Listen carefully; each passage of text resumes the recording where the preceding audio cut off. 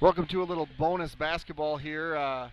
We're waiting for the varsity game to start. The JV game has gotten close, so we're going to go live a little early. We have the Hawks down 3 inbounding the ball with 14.1 seconds left after a inbounding turnover on the Spartans after a Hawks 3. Thatcher Walthall for 3 off the glass. And we're tied. We're all tied up. That was Gavin Weatherly. And we're going OT. How about that, Stitty? And this was I believe, a 12-point game with about 3 minutes to go. BW just went on a run.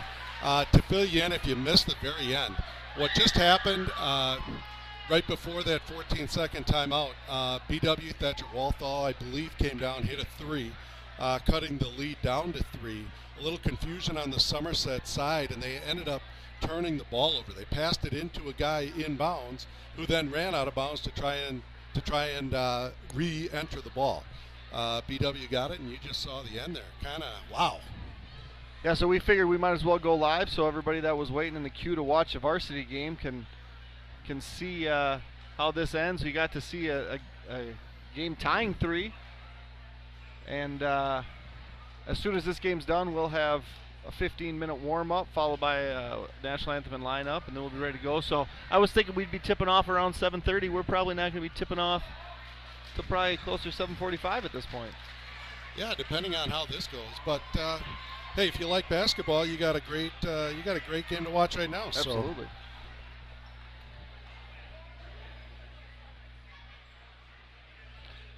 So I'm sure people will be confused because they'll be tuning in and wondering why we're starting with a game that's 61-61. This is overtime of the JV game. Jeremy Jacobson wins the jump.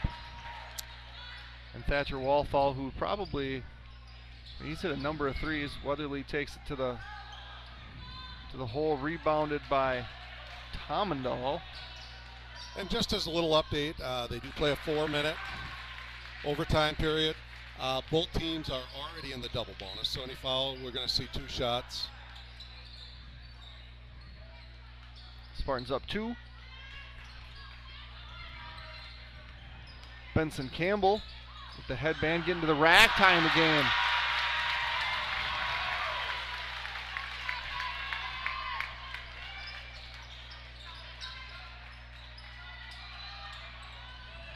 Oh, Cone Ronning with the corner 3, fouled by Brighton Lachterman. It's going to take 3 free throws here. Yeah, and I didn't see the end of that. I actually looked up at the rebound. I didn't see. Obviously, the rule is you got to give a guy a chance to come down. So makes the first.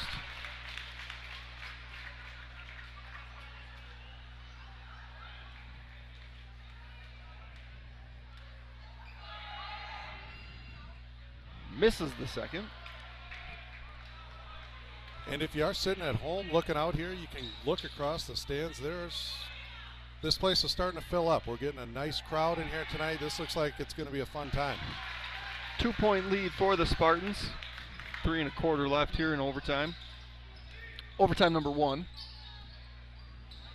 Jeremy Jacobson for 3, good.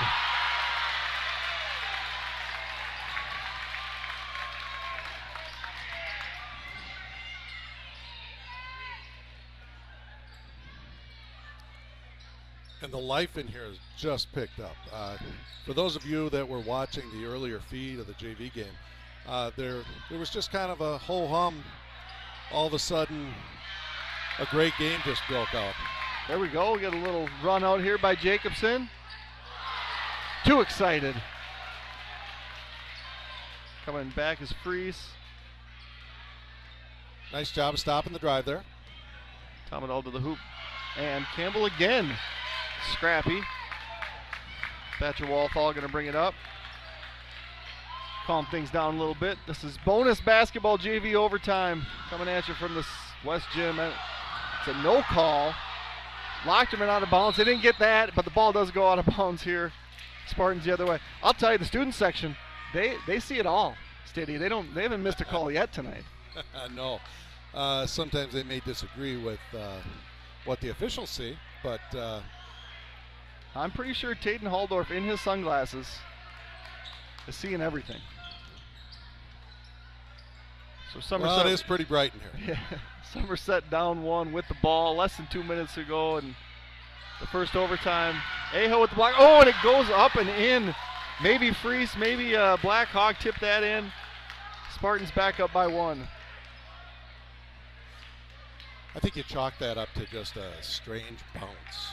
Weatherly for 3. Oh, rattles out.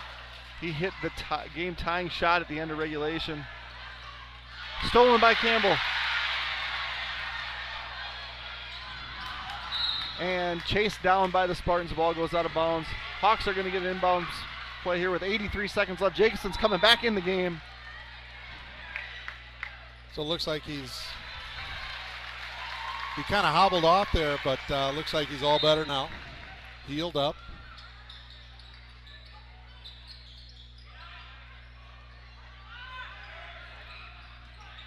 Walthall, Weatherly.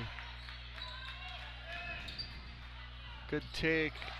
Aho finds the ball, misses, tipped. Saved by Walthall, who throws it towards the hoop. It goes out of bounds.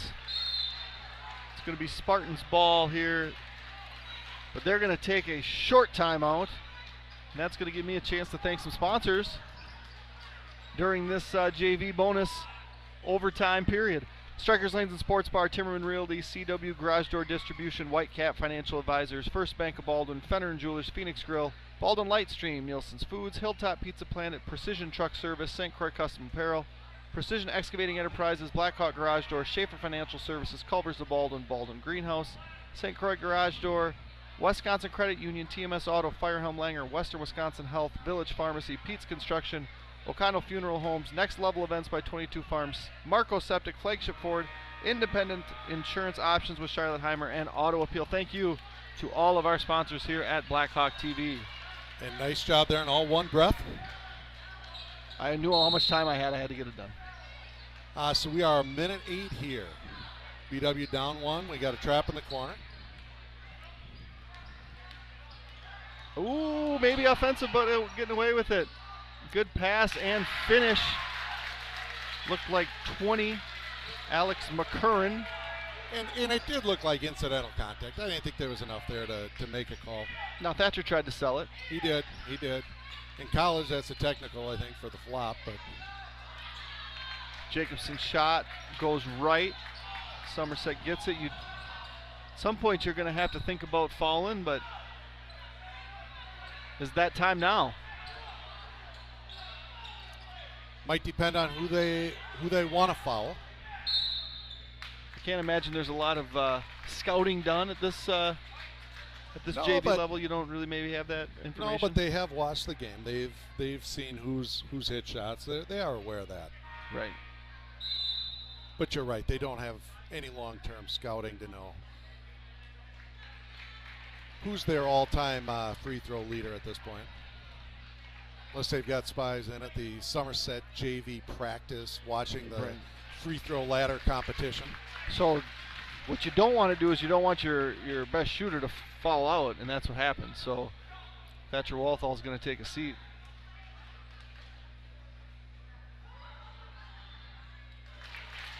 Four-point game. Freese with the made free throw. Kind of changes your plan now offensively, right? Absolutely. Now it's score as quick as possible. Call a timeout. I would thought we got away with the violation there potentially. Of course, you have to secure the rebound first. And it's also, I mean, we don't know who has what fouls, but we do not have any other eligible players right now. We have our other JV guys. I guess one of those guys that suited up for varsity could take off the warm-up shirt and jump back in the game, but yeah, that's something I've never seen happen before. So if it did come to that, that would be kind of interesting. They're in the book. They're legal, right? Yeah, absolutely. If they're planning to, get the 1/2, 2/2 thing, and now you're going to play in the second half, this is just a continuation of half number 2. None of those guys would have played in half number 2. There's All a right. make. We'll see if Somerset gives a little tote. Nothing. Okay. 5-point game, so you want to score as soon as you can. And didn't have to be a 3, but you did need a bucket quick. Weatherly again. There it Good. is. Got to call one. You got to call one. You got to call if one. you have a timeout, you just. Nope. Now, And they didn't get the foul call, and now we're not going to foul, and the clock is going to expire on a Spartans win. and just so you're all aware, I was also yelling at the end of regulation. We hit the 3, and I was yelling, you got to call timeout. And it turned out to be in our favor because Somerset ended up turning the ball over without the timeout because they were confused. Right. This time they didn't. And you get extra timeouts in overtime, right? So we would have had to have a timeout, I believe you get 1. and we hadn't used any. Correct. So, Correct. well, that was fun for those of you that jumped in and watched the end of that game. We gave you a little bonus basketball there. What's going to happen now? We're gonna clear the floor, get it swept off. As soon as they are done, they'll hit the horn. There'll be 15 minutes of pregame followed by national anthem and lineups. So what you have here, a middle border conference battle between the Baldwin-Woodville Blackhawks and the Somerset Spartans. I'm Jeremy Nygaard, joined by Anthony Stitt, Zach Ambrose on the camera. Coach Stitt, how are you doing tonight now that we watched a little basketball and got excited? Well, we were just kind of sitting here, just kind of casually watching the game. That ended up being a really exciting finish. Hopefully the varsity game lives up to some of that excitement. Otherwise, I'm doing good. We got to watch a girls' game last night, watch the girls play hard, and we saw a young team that is getting better and going to continue to get better, I think, as the season comes on. I think the boys' team is kind of the polar opposite of that. Right. Tonight now we have the opportunity to watch an experienced senior-laden team. So it'll be interesting to watch. I know you watched the game against Amory. This will be my first look at the boys' team this year. So I'm really excited to see how these guys are and what they've got going tonight. I know Somerset is 1-2 coming in, and always a conference foe, always somebody that's going to put up a battle. Be interesting to see what we have. So we have the 1-2 Somerset Spartans. They lost their season opener to Rice Lake by 14, lost their conference opener to Prescott by 20, and then came back and doubled up Spooner 82-41 in their last game. The Hawks, on the other hand, won game against Amory last week where they were victorious 78-49. The Hawks are led by the three-headed senior monster, number 10, Mason Werner, who, in my opinion, is going to get a triple-double this year. And as far as I know, that hasn't been done here since Sean Tim was a senior. So he had 11, 7, and 8 against Amory. He will throw a lot of no-look passes. It's kind of fun. If you watch Mason play this fall, he had a lot of success throwing the ball. He's going to have a lot of success this year. Fun to watch. Eli Coonan, number 34, the big man in the middle, double-double machine, 21 and 11 last week against Amory. He's going to do a lot of work on the block. And then Sean Van Zomeren, the baseline sensation, had 18. And both Eli and Sean missed dunks at Amory. And so there's going to be a lot of excitement. We played a lot of 1-3-1. The two that'll join those three in the starting lineup, junior Colin Fritz and sophomore Evan Clausen. This is, as far as I know, the longest team we've ever had. The length here is incredible. You look at even Clausen, the sophomore, and the length that they have is just unbelievable. Obviously Eli coming back, a pretty dominant player, I would say, the last couple of years. His senior year, this is going to be a fun thing to see. The length of Sean is through the roof. And just looking at this game in general, this is one of those that, BW is expected to, and they expect to compete for the middle border title this year.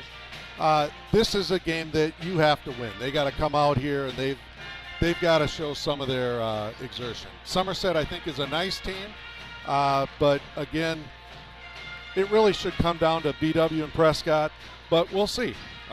That's why they play the game. Right, so Somerset is primarily juniors. Their leading scorer at this point is junior Dylan Lesher, number 2, 17 points, 6 rebounds a game. Cayman Gebheim, number 34, 15 and 7, another junior. Caden Krybeck, another junior, number 3, 12.5 points a game. And then Kane Donnelly, averaging just under 10 points a game, their quarterback from the football team. He is a sophomore. He's number 13. So they're really not overly experienced. They're, in my opinion, best player from last year has transferred out of the district. And so it's an inexperienced group. But, typically when you don't have a lot of seniors, when you don't have a lot of guys that have had varsity success, there's not a lot of pressure, right?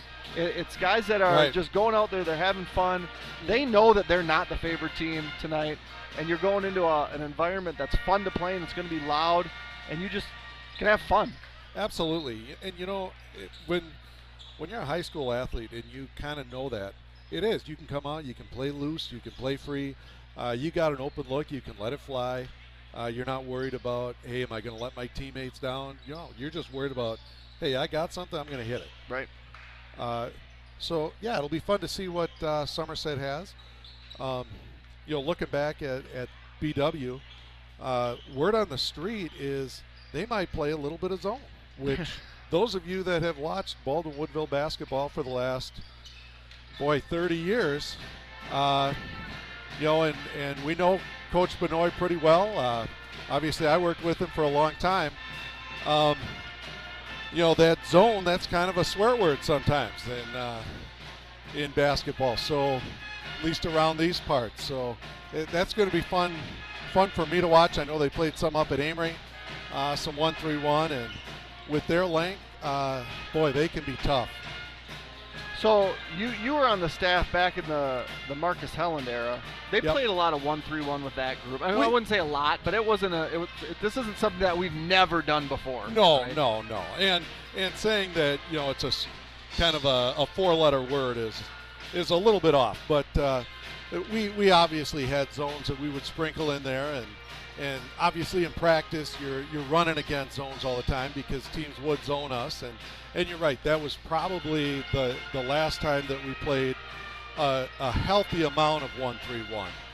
And again, a lot of that was dictated by we weren't a real deep team that year, and we had a lot of length. We had Campbell was 6'6", Marcus was 6'6", Brian Weavers was 6'2" or 6'3" at the time. And you look at this team, and there's a lot of similarities to that team.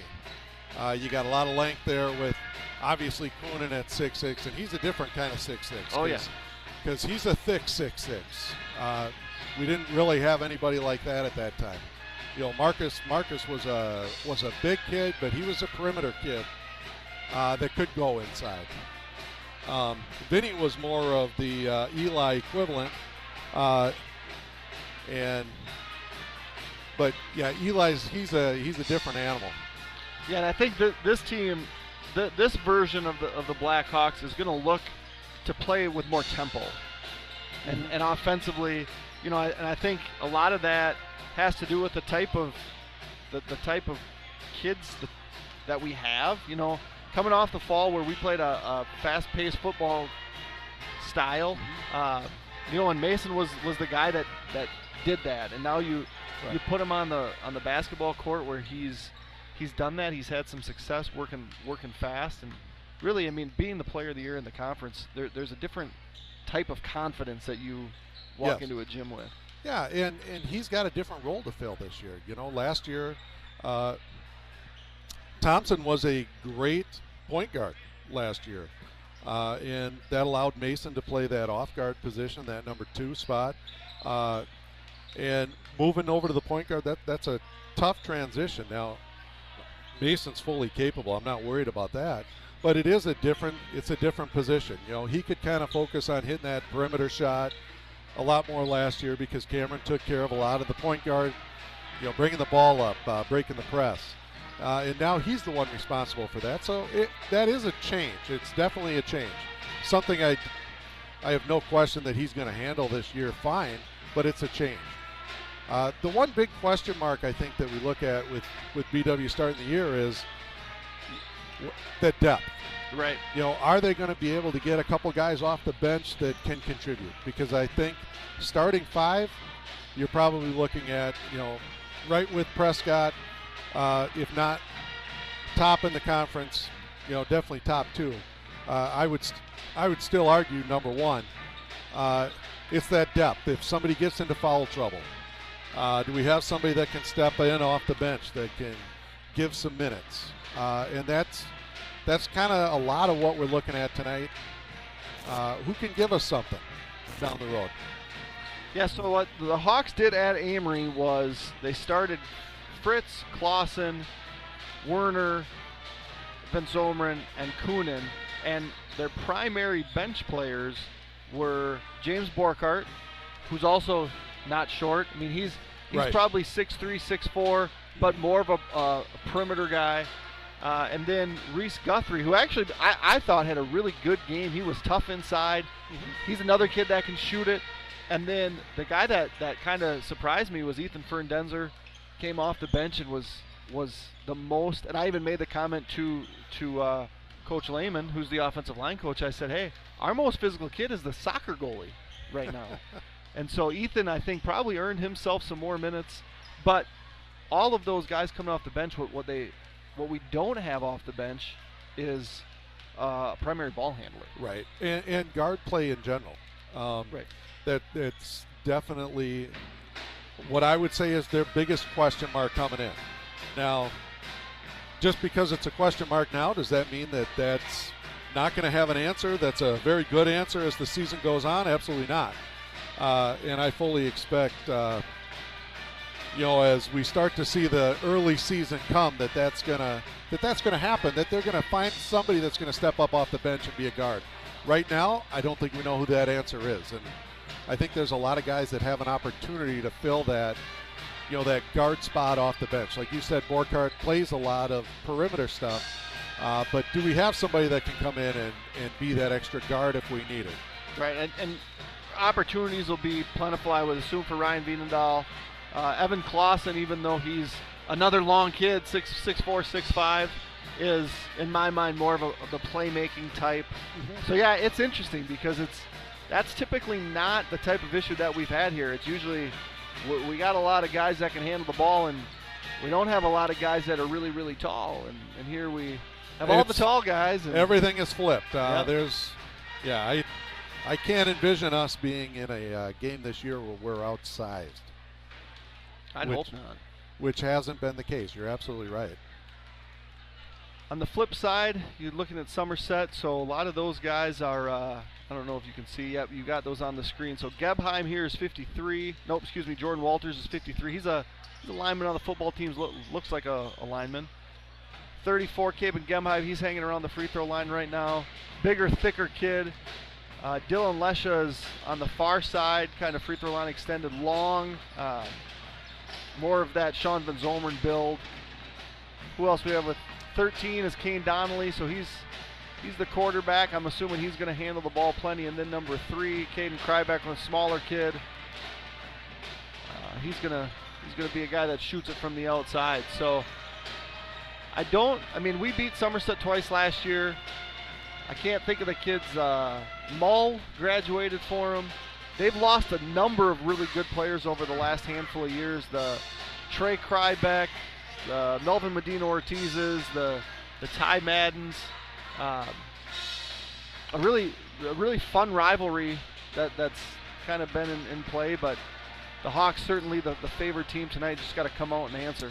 Yeah, absolutely. And I even think back to when Somerset joined the Middle Border back. Well, it's probably close to 20 years ago now.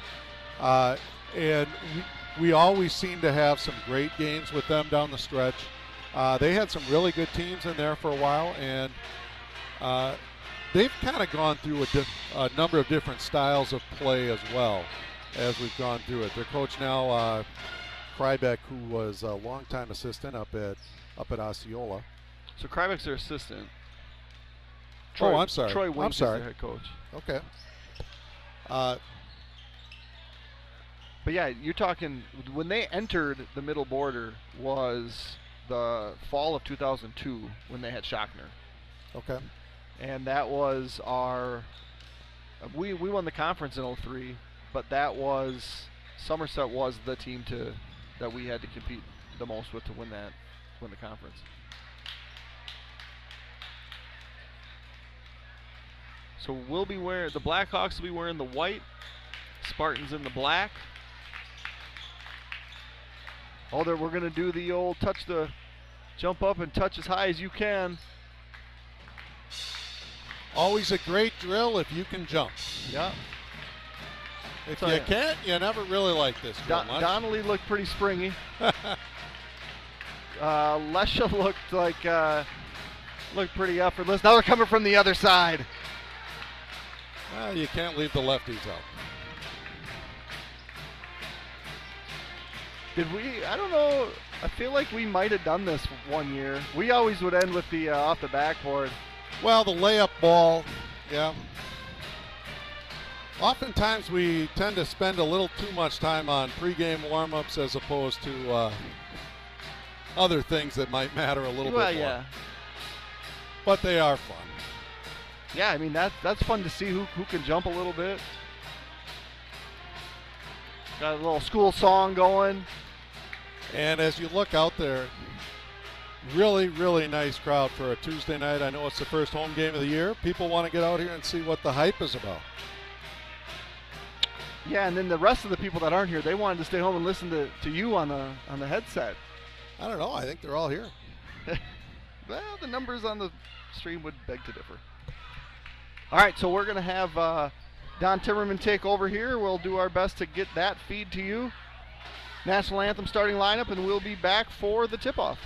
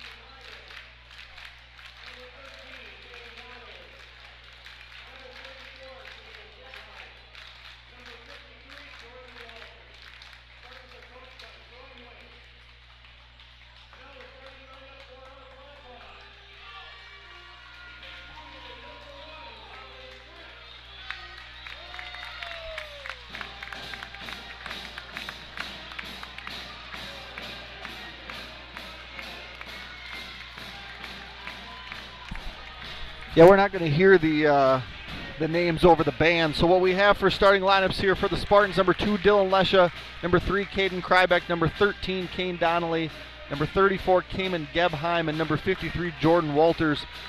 Lesha, Krybeck, and Gebheim are juniors. Donnelly a sophomore. Walters a senior. For the Hawks, number 1, Colin Fritz; number 2, Evan Clausen; number 10, Mason Werner; number 32, Sean Van Zomeren; number 34, Eli Kuhnen. Kuhnen, Van Zomeren, Werner are seniors. Fritz a junior, and Clausen a sophomore. Coach State, you ready for this? Yeah, let's get this thing going, huh? First home game of the year. Let's get this rolling.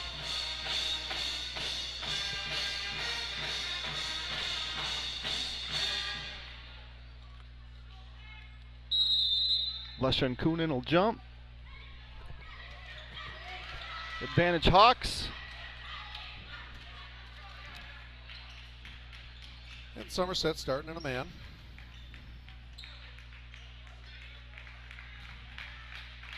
Looks like we're running a little high-low motion. Werner for 2, good. Yeah, that's exactly what we're doing. A little couple dribble jumper there.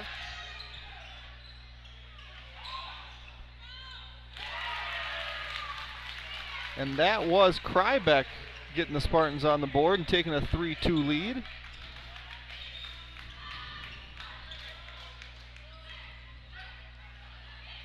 Van Zomeren for 3, no good. Tried to answer. Fritz with the board, reset. And you'll see on the, good spin move by Mason. And that's an and one. And one opportunities brought to you by Packman's Concrete. You can contact Nick at 612-804-5222 for any and all of your concrete needs. And at least the first 2 possessions here, Mason is looking a little possessed, isn't he? Yeah. He is making it a priority to get to the basket on that one. He had a nice little jumper on that first one. Missed free throw. And there is that 1-3-1 that we heard about. Oh, we're getting a dunk. Yes, we are. Mason gave it up. He could have done that himself, but he wanted to feed his buddy Sean for dunk number 1 on the season. Hawks lead 6-3. Active hands by Kuhnen. It's going to be Somerset ball underneath.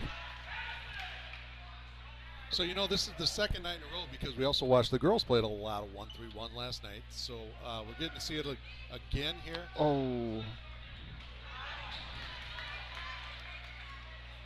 Little breakdown there defensively, but Kuhnen with the board.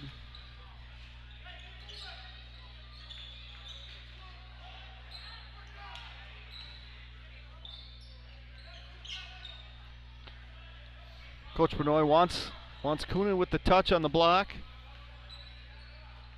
And he's got that seal. You saw him immediately seal. And they cleared out the other side. It was actually a really nice play there by Van Zomeren to not make that pass right away because there was that weak side defender there down on the baseline, and if he had made that pass, I think it was getting stolen. He waited for Clausen to clear, made the pass really easy. Oh, we're going to get an and one here for the Spartans. Basket by Gebheim. And the foul is on Clausen, his first, team's first. You'll notice that we have the running point totals and fouls on the board. That is not always accurate. For example, the first basket was credited to Clausen, not Werner. Gebheim here is going to take a free throw and complete the three-point play. Hawks lead 8-6 here, 2 minutes in.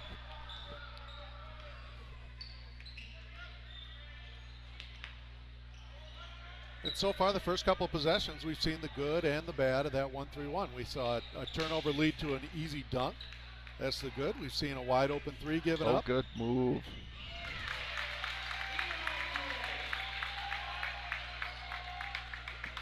If he gets it that deep, it's over. Yep. So Eli's got an early 4. Hawks very active defensively. Off Somerset's knee. We're going the other direction.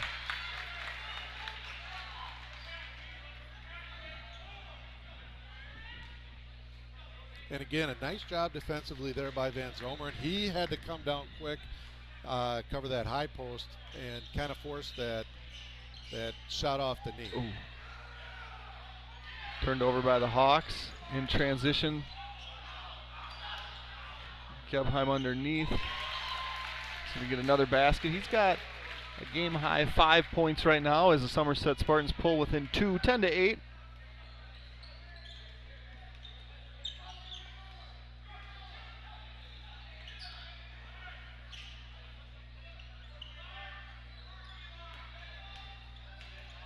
Oh, Fritz gets fouled by Lesha. He's going to shoot 2. And nice drive there by Fritz. Got that first step, got around him. Lesha had really no choice. He just reached around him, grabbed onto him. Collin did not score in the first game. Missed some perimeter shots. Couldn't really seem to get it going. Played well defensively. He misses his first free throw of the year. Collin's a 3-year starter for the Hawks. And and that's where you can still be beneficial. Even if you don't score, if you're playing defense, you're doing those little things, you can still be beneficial to the team. Sometimes kids only want to look at their point total to see, hey, did I have a good game? You can have a good game and not score. Right. Eli with the block there out of bounds. It's going to be Somerset on the baseline. Donnelly from 3. Long. Fritz with the rebound. Over to Van Zomeren.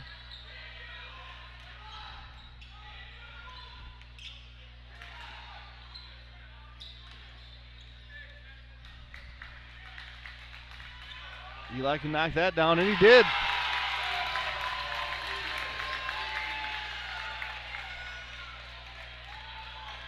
And that's one of those tip your caps. What do you do?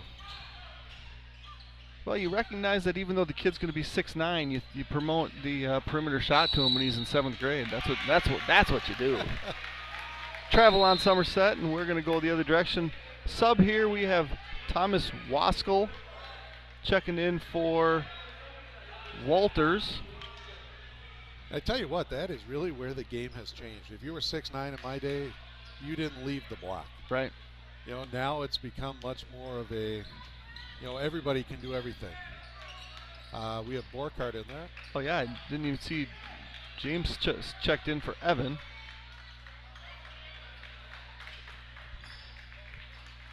So we're not going to get Eli coming across. Collin to the hoop again. Eli, rebound, miss. James, rebound, miss.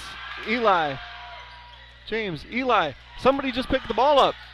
And it's going to be Somerset. Plenty of chances. Nice job with Somerset sticking with it, not giving up. Well done by Collin there.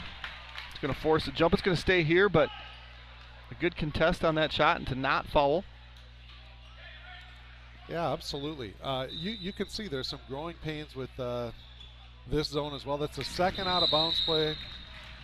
We're staying in that 1-3-1 where BW just absolutely lost a guy near the basket. First time they got bailed out, the guy missed it. Didn't miss that one. Since 1935, Baldwin Greenhouse has been serving Baldwin and the surrounding area by offering the freshest flowers, plants, and gifts for any occasion. Some of the flowers and many of the plants are grown right on site. They'd love to help you with anything you need. Give them a call at 715-684-2104 or visit online at baldwingreenhouse.com. The freshest ingredients we can get, cooked to your preferences and served in an atmosphere that welcomes you if you're in your best clothes or your oldest t-shirt. We want you to come back to real food. Come to the Phoenix Grill. It's all here. Are you? Yeah, so 13-10 here, early lead for the Hawks. Right before break, you saw the Spartans convert an easy baseline out of bounds for 2 points. And Coach Benoit was not thrilled about that. No, he wasn't. He immediately got up, called a timeout. And like we said, that's the second time that's happened on a baseline out of bounds play. It's very similar to what we saw last night. I think that this 1-3-1 will be good, but there's a learning curve. And I think against a quality opponent, we're getting there. We're not quite there. We've had some breakdowns. We've seen some open looks, but that'll happen. And Werner missed a 3 there, and we go the other direction. And that 3 is good for number 10, Thomas Waskell. And 6 minutes into the game, and we're squared up at 13. We are, and I'm curious to see. Good pass nice by pass, Mason. an excellent cut. Both just a nicely run play. I'll be curious to see if we do go a little bit of man here. I mean, it's what's buttered Scott's bread for years, right? Yeah. That's a turnover. Donnelly, typically the thrower, not the catcher,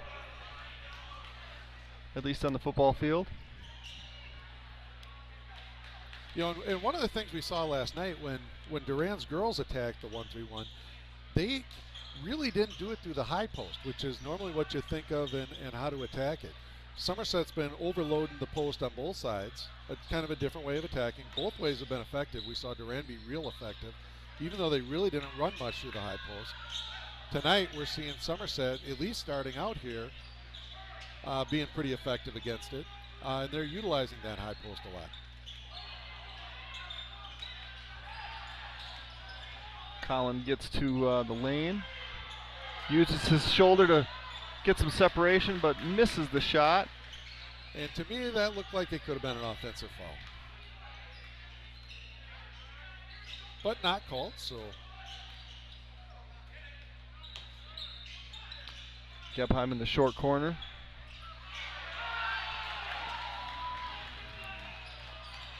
And Sean Van Zormer's going to turn it over, and Somerset's going to come back here, down 2.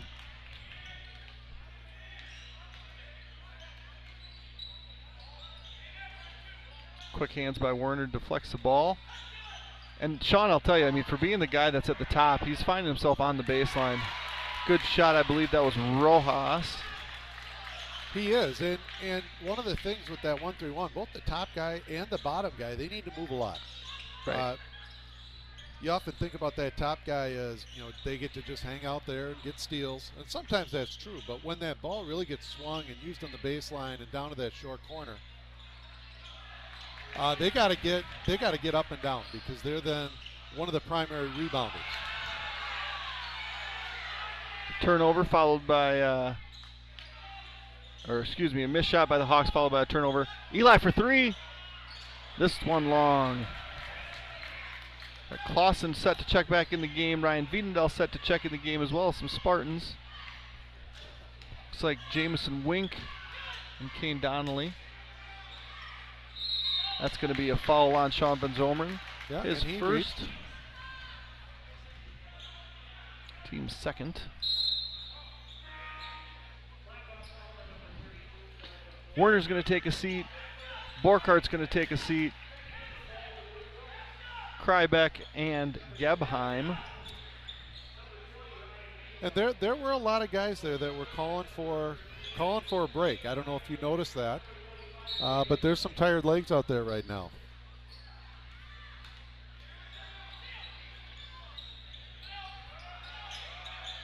Good hands by Coonan. Borkhardt gets the steal, but that was a lot of Eli. Clausen becomes a point guard. And Borkhardt turns it over on his entry pass. Spartans off on a break. Coonan with the rebound, his third of the night.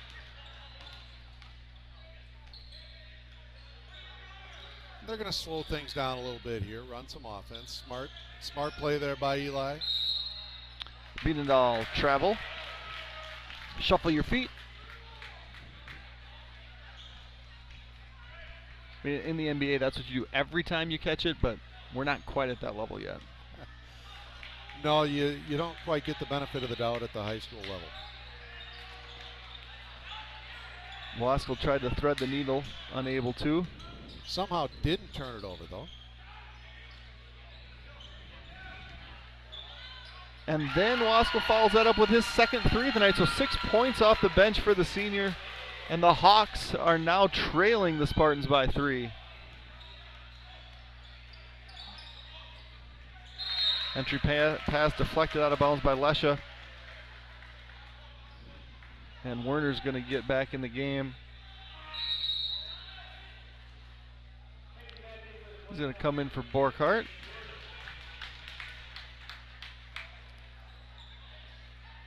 And it's Werner on the basket from Clausen. There's a nice little out-of-bounds play from BW coming back. And Reese Guthrie set to make his debut tonight. Coonan with another deflection. He's been very active defensively. He has. And I was just going to say, I think both him and Sean Van have not been out yet. Sean is now out. And are we matching up here? Mason goes high to steal the inbounds pass, and Lesha takes it right back from him. And then Werner, and Lesha pushes him. Mason keeps his cool, Lesha does not.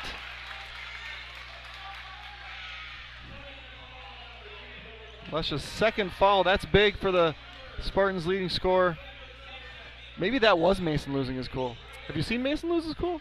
It kind of looked like both guys did. I personally, I like the fact that they did just keep it as a personal foul. You could tell both guys were jockeying, upset. Clausen corner three, no good. Eli, whoa. And Eli, they're gonna call him for the foul, and I think that's. No, I don't think he really saw what happened. Yeah, they called Wienendahl for the foul. Oh, they did. Okay. Because to me, it kind of just looked like the guy lost his balance. Due to Eli being stronger. Correct. But I didn't see the. Bring it back here. Yep, You're right. They did call it on. And it wasn't even. It was kind of a. As some announcers would say, one of those nickel dimers.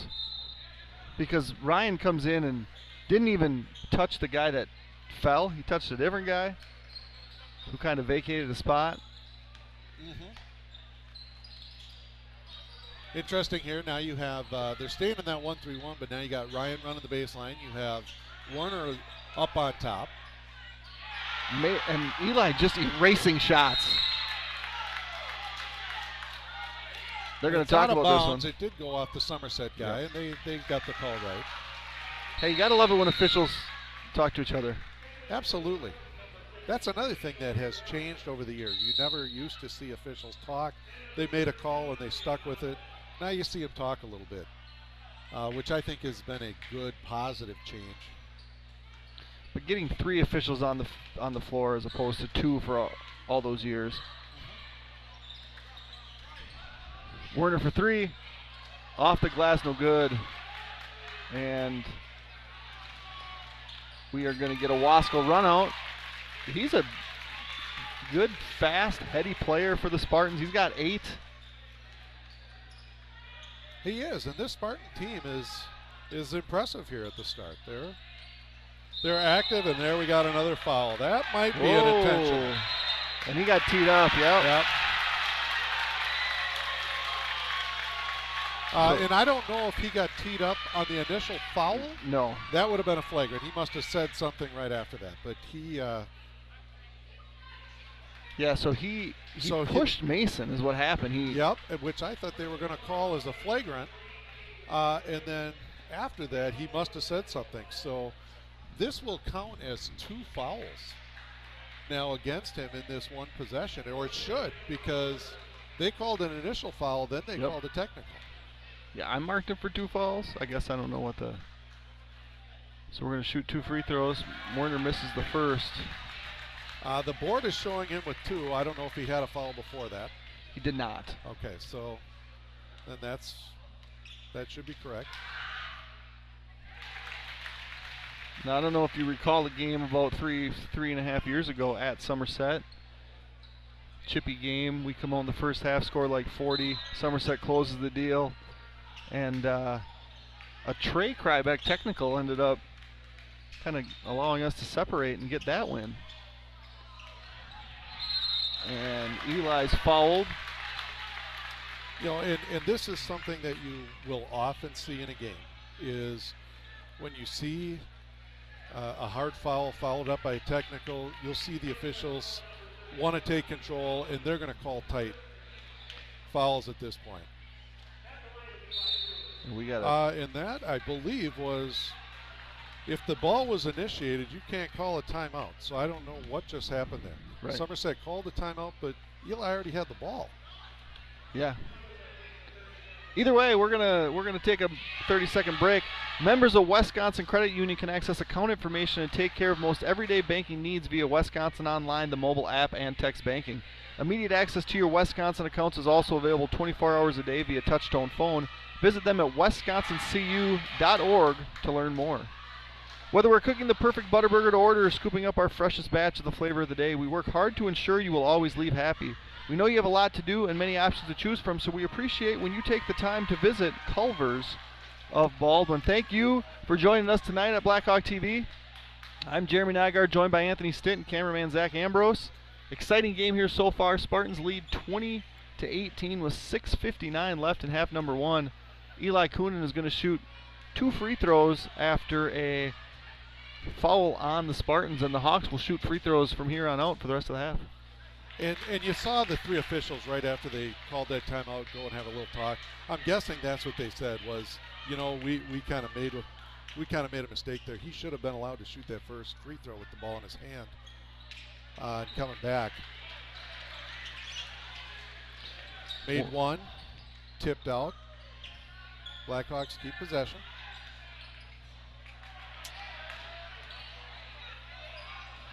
Scrappy, Guthrie, Fritz, and he looks deep, and the ball's deflected by Waskell, secured by the Spartans. And this whole first half has been a little sloppy, to say the least, and we are seeing some man now.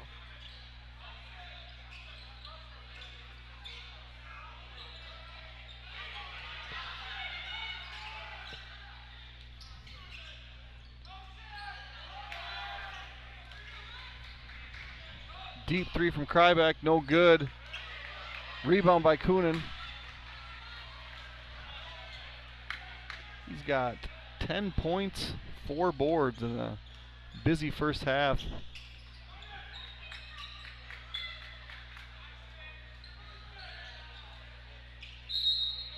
We've got, I believe, an illegal screen down here.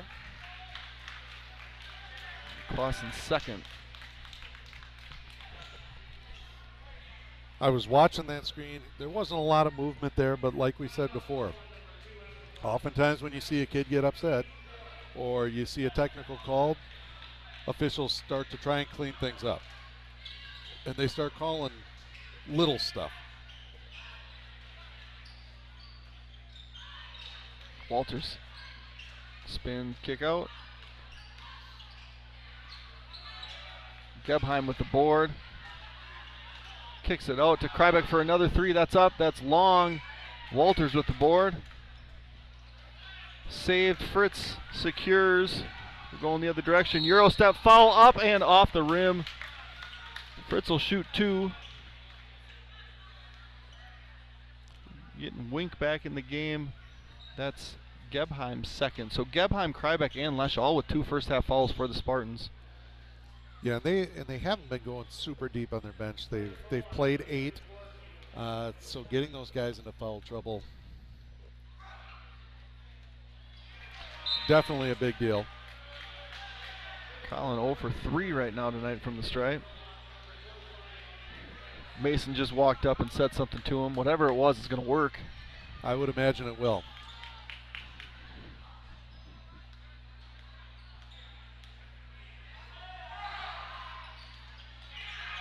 Only it didn't. It did not, so next time you'll have to tell him something different.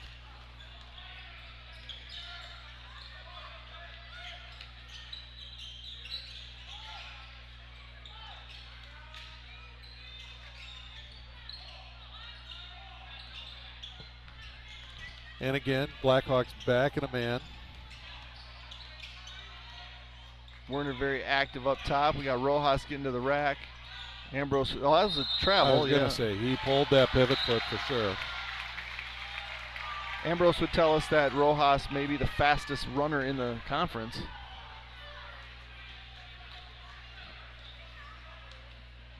his feet moved so fast there, he did something illegal. Oh, and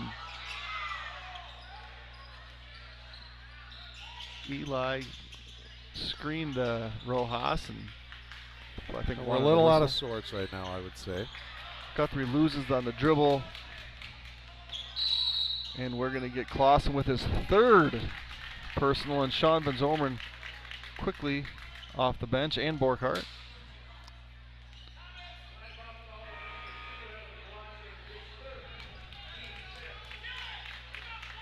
So Guthrie coming out along with Clausen, and we have Lesha back in the game with his 2 fouls. Waskell, who gave great minutes off the bench, is going out for a break. And you saw that last possession by BW. They had, both Eli and Guthrie were both posted up within about 2 feet of each other. Things just seemed a little out of sorts. And Fritz. And there he gets a roll. With his first basket of the year. And maybe that's what Mason told him was, hey, just make the layup, would you? The old right-handed layup on the left side of the basket, Zach Campbell layup. And that was not an easy layup either. Nope. Werner and with that the was, reach. Yeah, he absolutely reached. And that'll be the Hawks' 6th personal, so the Spartans will shoot free throws from here on out.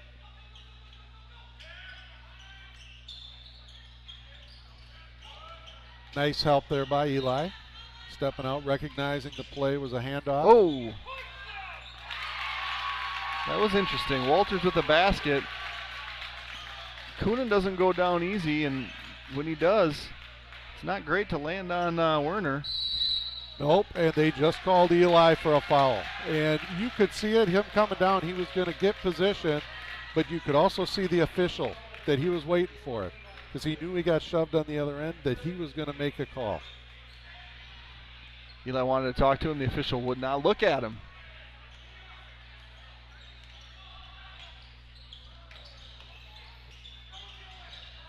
It's only Eli's first. Offensive, so no shots. Lesha into the lane. I guess I didn't see that one, but they got him with a... I agree. I didn't see a travel there either. It looked like he came to a stop and pivoted. I didn't see the call there either.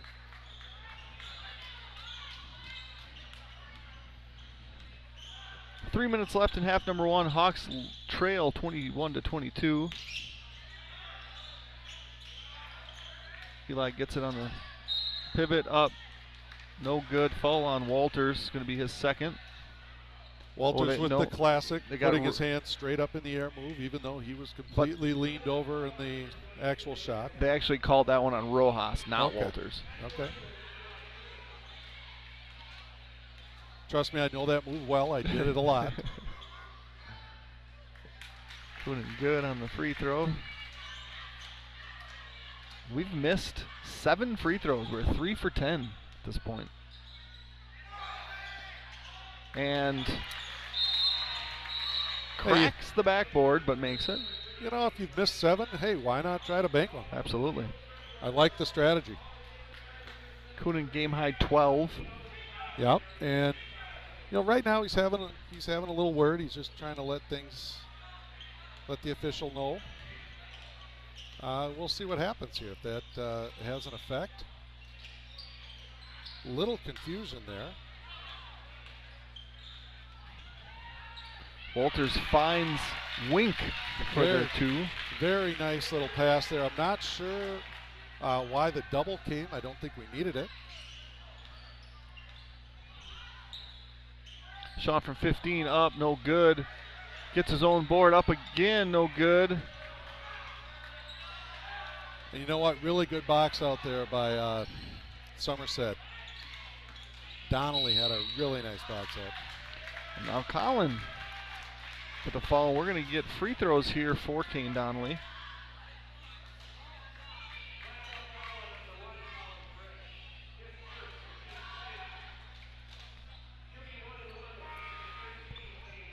Eight team fouls now on the Blackhawks. You really saw this this take a change right when that technical happened, that it really did tighten up, and there have been a lot of fouls. It's been physical, but they're calling a lot. And Fritz is going to get the rebound on the front end, miss.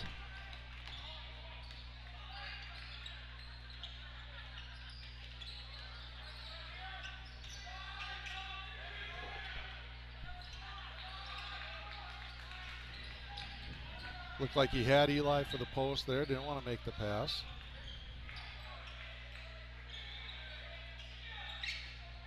Fritz for three. No good. Borkhardt with the board. Over to Van Zomeren. No good from the baseline. And who do we have? We have a foul over on the edge, I believe, on Van Zomeren. I'm not sure what happened. Definitely was on Sean, his second. But it was on the opposite side away from the ball, right in front of an official, so I didn't see what happened. Well, we're going to see a replay here.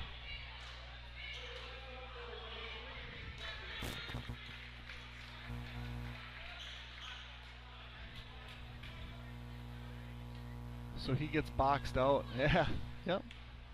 So Walters is bullying some people legally.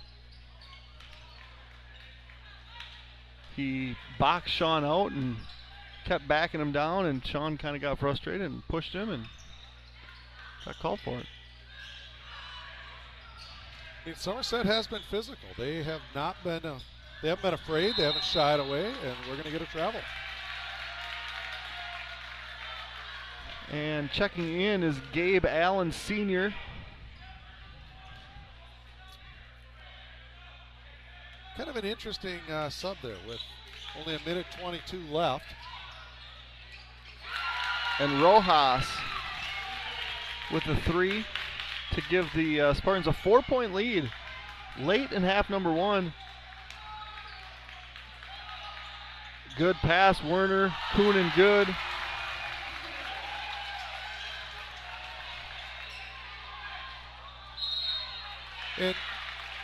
And that last play was kind of why I was curious that they took Walters out there at the end of the half, because he had done a nice job on Eli. Yeah, he's been very physical with him. Very physical. And I know there's only a minute and a half. You're getting a break in a minute and a half. I think he probably could have made it. Guthrie goes high. Kuhnen misses. Allen rebound. Really nice pass there by Guthrie.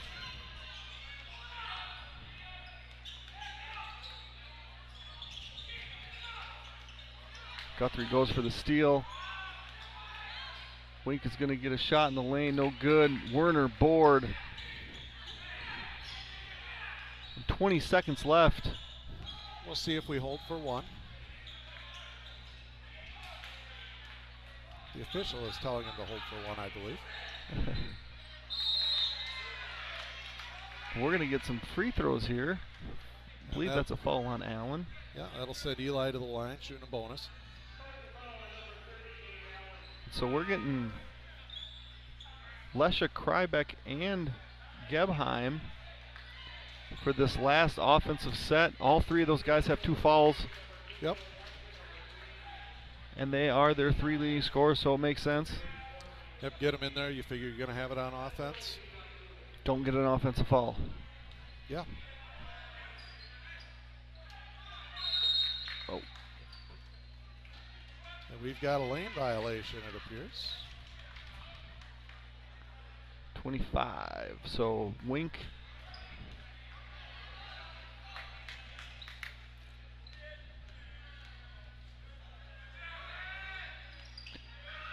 Eli doesn't make him pay, but Fritz with the board, and then they're going to be We've got a tie up. And Walters is coming back in. And so is Rojas. So that. Well, we'll see now that they're on defense. Yeah, you're getting. Well, we're taking 3 guys out. You're taking the 2 guys out with the fouls. We're getting Michigan. Wasn't there. He's got a land and shoot blocked. And Mason's going to pull one up after the buzzer. So at the half, we have Somerset with a 27-25 lead. As you mentioned, it's been kind of a sloppy game. Started out very physical. Led to a technical foul on junior Caden Krybeck. And like you mentioned, after that, the whistles became frequent. Absolutely. And, I think they were mostly justified. I'm not going to say that they weren't justifiable fouls, but they were definitely things that weren't being called at the beginning. And then they decided, hey, we got to clean this thing up. We've seen shoves, we've seen pushes, and rightfully so, they really probably did need to clean it up. So I think that that's fully justified that they started calling it. But it became a different game. And at least in that first little bit there, Somerset did a nice job. You got to give them some credit. They did a nice job of being physical with us. And sometimes it was just flat shoves in the back. Sometimes it was elbows in the hip, but it definitely got in our heads. Yeah, and I thought, for everything that happened, Somerset played a really, really good first half of basketball. Absolutely. And, like we said, they're coming off a 40-point win. That's their last game. So, obviously, they have some abilities. You don't win by 40 and have zero ability. But, yeah, this is a barn burner. Obviously, Somerset with the 2-point lead.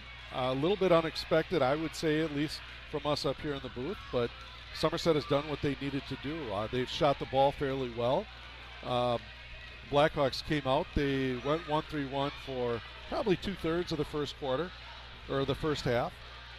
Gave up some long looks, gave up a couple of threes. Looked a little bit confused as to their coverages at times. Did get a couple of steals out of it.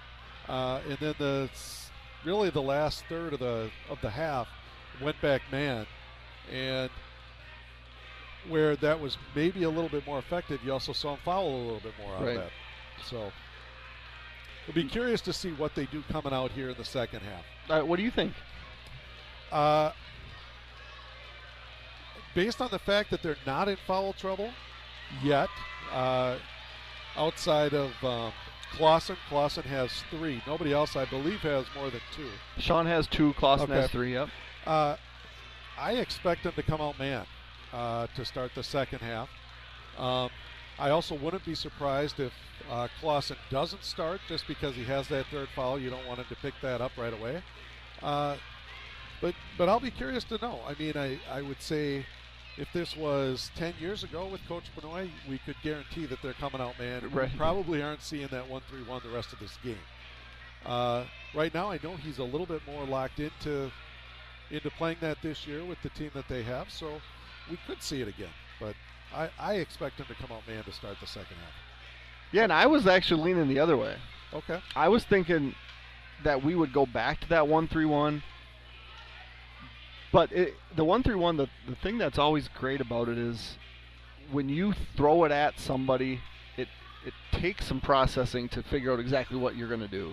And so, at a minimum, I don't think we've seen the last of it tonight. Because if it's going to be something that we do, it's going to have to be something that you commit to. Absolutely. And give a shot to, right? Absolutely. I agree with that. So, yeah, and that's where I'm torn. And it does sound like they're a little bit more committed to that this year. So you're absolutely right. Especially first home game, this would be the time when you do it because you do want to be able to work on it in pressure situations as well. You don't only want to run it when you're up by 20 or when it's the beginning of the game and you know that you can run it. And there definitely were some things in there that I'm sure that the coaches are in at the locker room talking about. Some of the movements that they had in there that, I thought some of the wing movements looked a little off, giving up those open threes. You even made the comment about Sean getting all the way up and down. It was an awful lot of movement from that top guy, leaving that cross court then a little bit easier. But you've had a half, you've seen what what Somerset's going to do to attack it. So they absolutely could come back with it. We'll see. The thing that is interesting to me, and obviously small sample size, but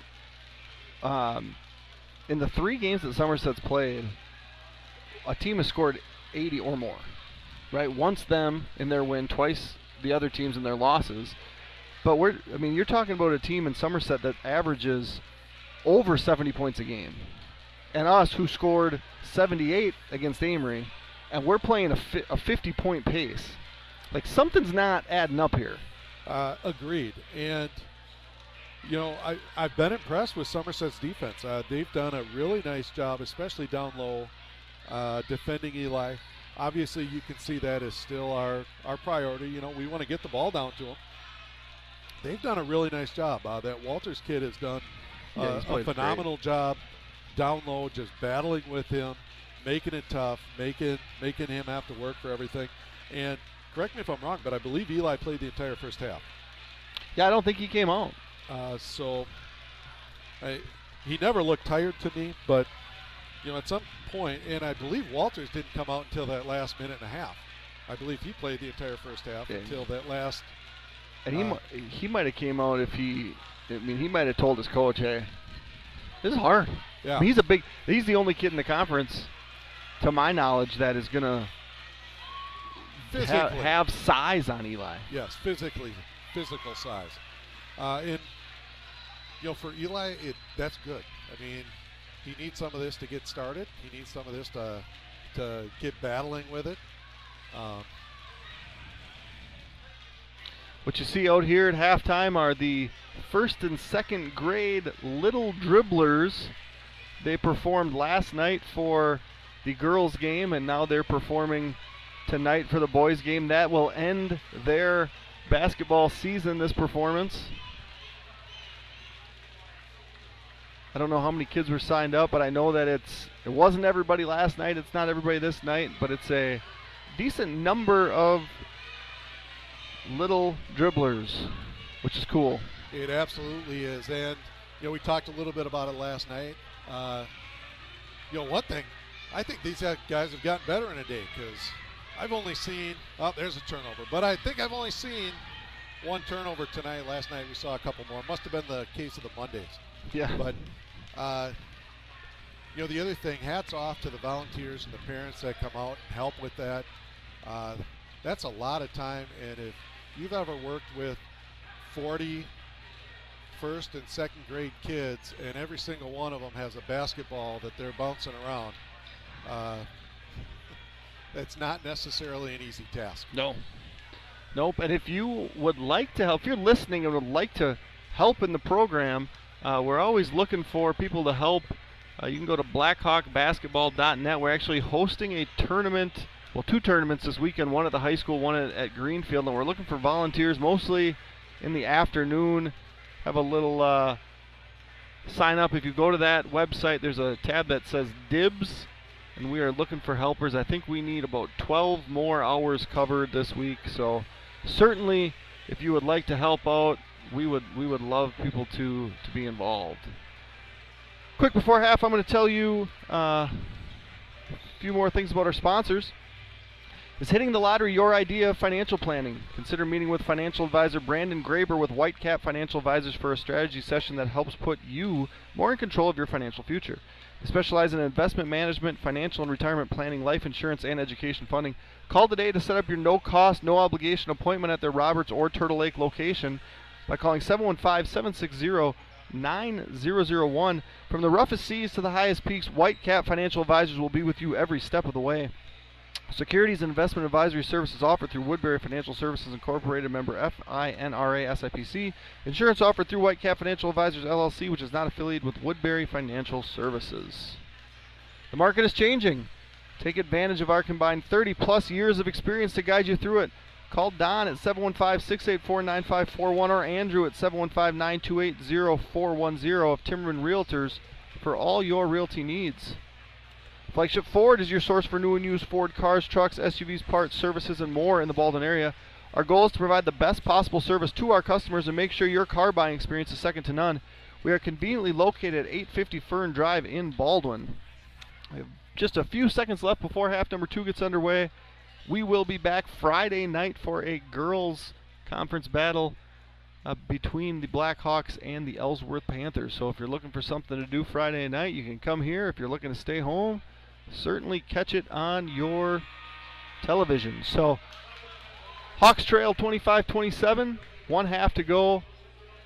And it looks like we are going to see Reese Guthrie in Evan Clausen's spot due to the 3 first half fouls. It's Somerset ball, and it's going to be man-to-man. Yep.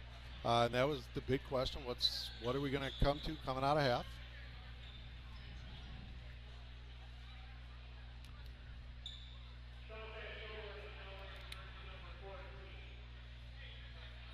Oh, Sean Van Zomeren is now wearing number 14.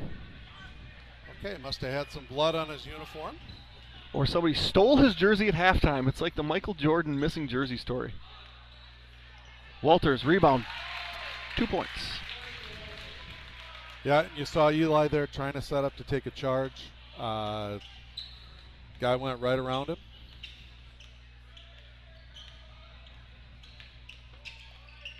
Not a good defensive start. Eli never got a hold of that. He's going to get a few tries. He's going to kick it out. And Guthrie's going to go to the free throw line. Yeah, and you saw there Reese made a nice cut getting over there to the block on the other side. Great catch on the first one there by Eli. Just couldn't finish. Reese going to the line for 2.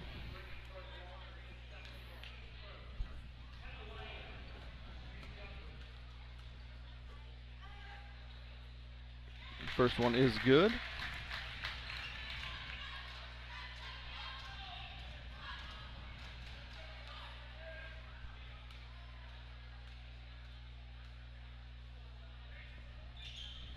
And second one is off, but Guthrie's going to get his own rebound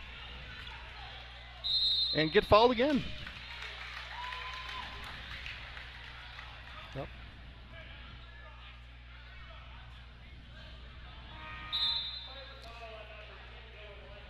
And that is his third. You could obviously tell he didn't like the call. It seems to be a common theme. So Lesh is going to go, to the bench.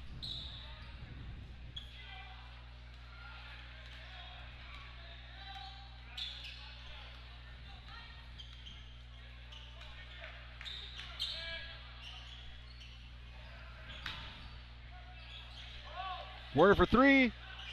Off. And who's going to get it? Guthrie. Guthrie's going to get the rebound again. And again, those were 2 rebounds, though, that really came off of the tips that Eli had. He kind of kept that one alive. Guthrie then was able to come up with it.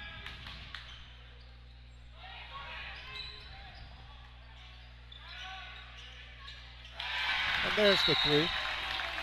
Werner, and what do we have? We got a foul on. Who's it on? It's going to be Blackhawk ball.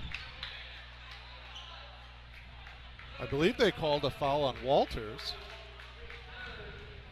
on a wraparound on the box out. And now he's got 3. I only had him for 2. But now he's got 3 as well.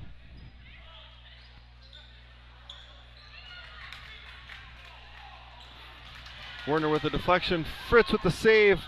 Over Kunin's head. That's tough to do. Gebheim, Euro, charge. Shawnee Van taking it. Nice job of getting there, getting position, standing your ground. And that's Gebheim's third. Hey, did you see afterwards? Colin goes over, extends his arm to help Gebheim up.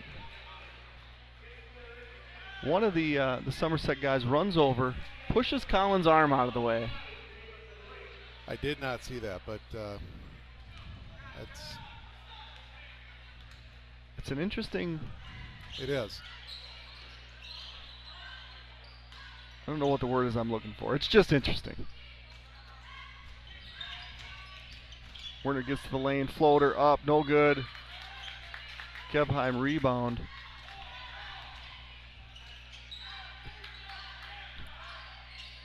And you can't leave the ball. Wascom off. Fritz with the rebound, going the other way now. And tried to get the foul call on the 3. Good no call. Coonan getting tripled, kicking it out. Fritz was on the line. They didn't call it. Eli goes up and gets that one. Kicks it out to Werner for 3. Off the rim. I was almost going to drop a layman catchphrase, but I figured that I can't do that. I don't think you can. That's a lot of buildup, though, for a missed shot. I know.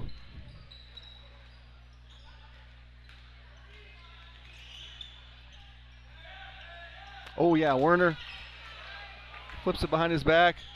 Sean misses, and it's going to stay here. I think Mason wanted a lob there. I think Mason definitely wanted it back. I don't think Sean saw him coming up until it was too late. He was already committed to the shot.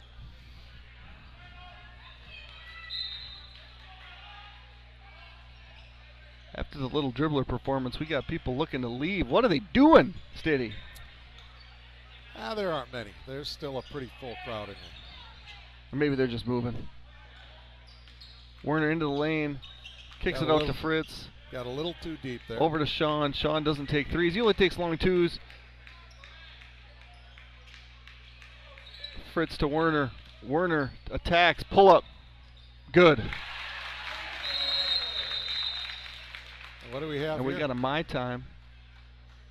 So ball goes through. Guthrie hits the ball. We're going to get a delay of game. We got another foul? No. No. Delay of game. Okay. We're going to delay of game warning. So the ball went through the hoop. Guthrie touched the ball. Now that counts as a foul? No. They credit him with a foul. No. Whoa. No, yes. It's not a foul. Yes. Just a delay game. So what happens is if we were to get another one of those, then it's a technical. Yeah. Yep.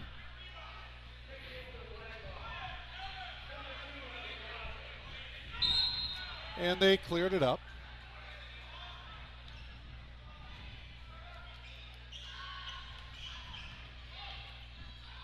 Blackhawks by 2.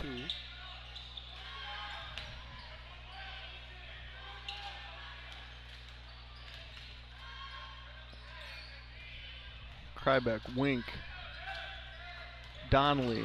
Fritz gets out in the passing lane. Donnelly in the lane. Krybeck 3, no good. Rebound, good pass to Walters. He traveled twice, and they're going to get a foul on Coonan. Mm-hmm. He moved his feet multiple times, never dribbled. But what we do have is the second personal on Coonan. And Walters, who has 4 points and 3 fouls tonight, but has been very, very good, is going to shoot 2 free throws. Good on the first. He's got a nice little form there too. Good rotation on the ball.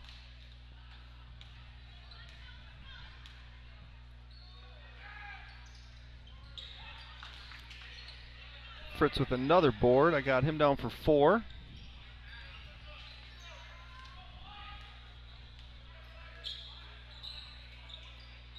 You know, and just watching it, Somerset is really handsy. I mean, when they play defense, they play with their hands.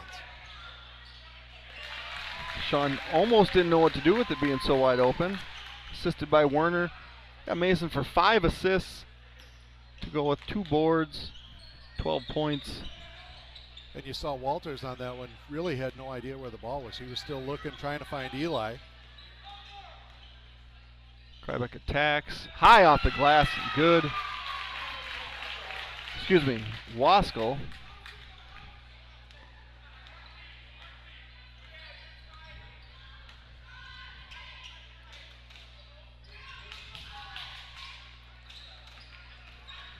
And you could see Coach Benoit's angst on that one, that Eli never touched the ball, even though he had position down there on the block. We got Evans 4th.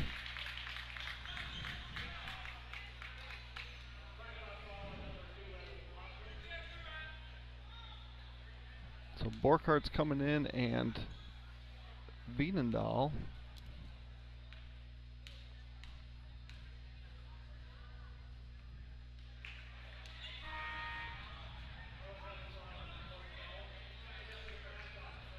First free throw no good. Clausen and Fritz out.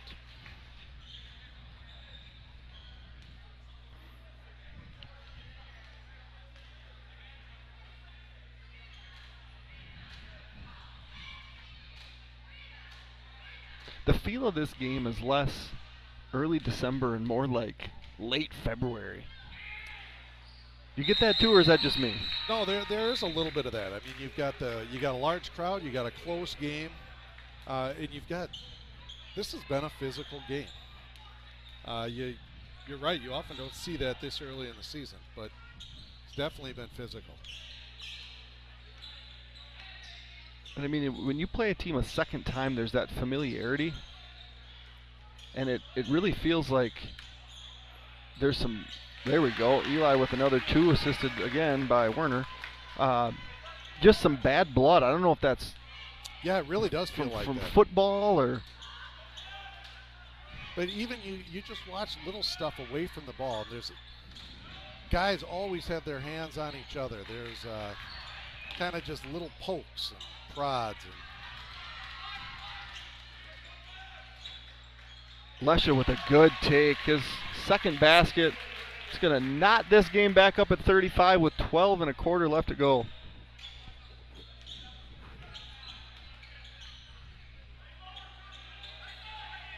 Good touch for Eli. This is going to be a foul on Walters. Now that is his 4th. It is. That is huge. They're getting a sub in for him, but he has played a great game, and you can see about 3 possessions ago, Coach Benoit on the bench yelling that Eli had to touch it in the post. I believe the next 3 possessions were all touches in the post. Resulted in a basket, and now the 4th foul on Walters. And that's going to be the result of things. Is Eli? Oh, and they're going to. I'll tell you what. Eli, was there contact? Yes. Eli's 3rd. Is Kamen Gebheim ever going down that easily? No. He sells it. You got to blow the whistle. I actually thought he lost his balance a little bit on his teammate's foot. Could be. I'm not hearing you as clearly anymore. You got to. I'll shove it. There we go. So Ethan Ferndenzer making his first appearance tonight. I thought Ethan, like I mentioned earlier, played really well against Amory. Really active, really physical. He's probably just been chomping at the bit to get in this game. Nice hands there by Eli. Deflects it out of bounds. Somerset underneath.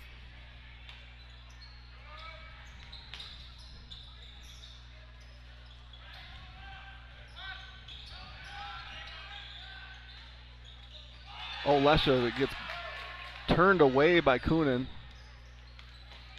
And then comes in and is clearing bodies. And nice little drive by Roja. Spartans take the lead and get the turnover. I think we're going to get a foul or a timeout here at some point. Coonan with rebound number 7. I thought number 2 there, Lesha, I thought he was hobbling a little bit. And a travel. If that was on Ryan, that was his 2nd travel. And we got a full timeout here, Somerset. Tell you all about Strikers Lanes and Sports Bar located at 780 Cedar Street in Baldwin. And they offer something for everyone. If you are interested in the competition and camaraderie of a team, come join one of the bowling leagues offering men, women, couples, seniors, and youth leagues that run from September through April. Reserve an open bowling time for family, friends, work, or birthday parties. When you get hungry or thirsty from all the bowling fun or while watching the big games on the many big screen TVs, Strikers Sports Bar is sure to satisfy. Check out our menu and weekly food options and drink specials at StrikersLanes.com. Stiddy, you want to go to Strikers after the game tonight? Oh, we'll see. That's a late night for me. All right, well, we'll think about it. Next up on the docket, Precision Truck Service, a full-service heavy truck and trailer repair shop located in Baldwin and offering all types of general repair shop for heavy truck and trailer, diesel, mobile service, alignments, computer diagnostics, welding and fabrication, and sandblasting. As a Michelin heavy truck tire dealer, we offer best in pricing on Michelin, BFG, and Uniroyal tire brands, balancing, and installation. Give us a call at 715-760-0768 or stop in. We are located conveniently on the north side of Baldwin under the water tower. All right, so Somerset with a 2-point lead here coming up. Again, kind of a surprise. And they have the ball.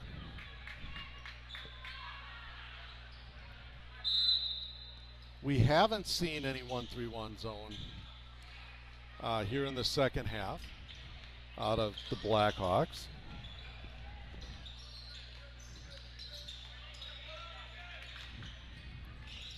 Rojas deep three. And Ferndenzer with a rebound. And that's the second or third closeout that the Blackhawks have had where we've closed out on a three with hands down.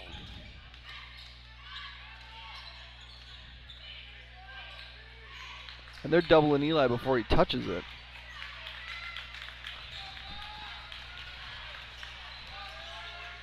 Oh, good pass. Ferndenzer kicks it out. Werner for three. No good. Gebheim board. Rojas leaked out all by himself. Werner's back. And frankly, I think it was a nice job of Rojas to not drag that pivot foot. Right. I'm not sure that he completely held it, but he held it enough so that it wasn't called. And then the tie up. And we're alternating possessions, so it's going to come back the Blackhawks' way.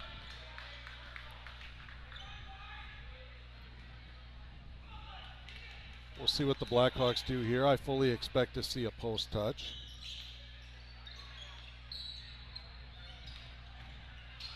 And I think they had it. Oh, that's a foul, yep. So that's going to be Krybeck's third. They now have Lesha, Krybeck, and Gebheim with 3, Walters with 4. On the other side, we have Clausen with 4, Kunin with 3. And that one to me looked like Eli had him deep enough. I don't think he needed that power dribble. I think he could have just gone right up over him. Drew the foul, though.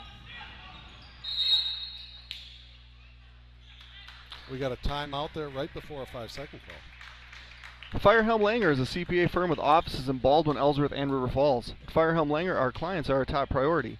We offer the skills and expertise of a large CPA firm combined with the personal attention and responsiveness of a smaller firm. When you partner with us, we take the time to get to know you, understand your goals, and build a lasting professional relationship. We invite you to turn to us at Firehelm Langer for bookkeeping services, payroll services, financial projections, tax preparation, tax planning, and all of your accounting and tax needs. Nielsen's Foods has been serving communities since 1903. We offer full-service Caribou Coffee, Bakery, Deli, and Meat departments. We pride ourselves with our award-winning Nielsen's Market Meats and our friendly staff. Nielsen's vision is to build a strong family of customers and employees by delivering superior services to our customers, offering employee growth opportunities, reinvesting in our stores, and serving in our communities.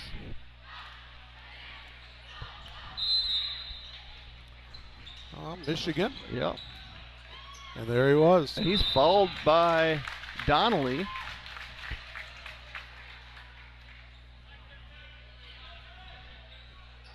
Yeah, it's interesting to me that, I mean, obviously Eli has the ability to shoot from the perimeter a little bit, but when he pops out there on an inbounds play, as a defender, why? What are you thinking? You know what I mean? Right. You kind of just let him go. Give him that foot of space, right, and stay inside. I mean, obviously we're trying to set that back screen, and Eli's going to knock one down. And we had a couple more guys hit the floor. Didn't see what happened.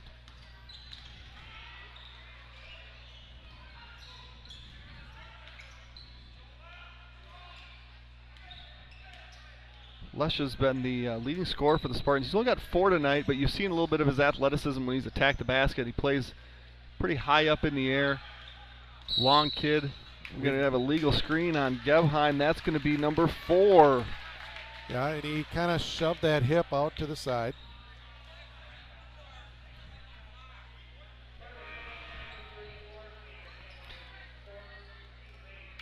I mean, I'm not going to say that the guys I coach were perfect, but the more that you say after you get called for a foul, the less it's going to help you in the long run. Absolutely. The more likely you are to get another one.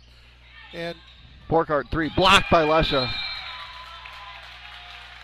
And that foul out there, if you're out in front, you're going to get called for that. Right. If you're doing that on a down screen, down underneath the basket, chances are you can do that same play and not get called for a foul. But when you're right out in front of the ball, everyone can see it, you're going to get called. And the reality is, what is saying anything going to do? Is it going to change a call? No. Werner's looking for Eli in the post. He's going to get it quickly doubled. Fern-Denzer's going to attack, kick it out to Borkhardt. Fritz and Van Zomeren set to check back in. I'm guessing it's going to be for Veenendaal and Fern-Denzer, and we're going to go with a group that maybe will lead us deep into the game. Eli facing up, kicking it to Werner. 15-footer's no good. Veenendaal with hands on it, but it's going to be Lesha who goes the other way. Good take by Krybeck. 3-point lead. Yeah, and offensively for the Hawks, not a lot of jumpers that have been made. Veenendaal long on his 3. And you can kind of feel the nervousness here raising a little bit in the gym. Good deflection by Eli. He's only done that 13, 14 times tonight. And we're going to get a sub. Yep, Fern-Denzer and Veenendaal out. Gave some nice minutes.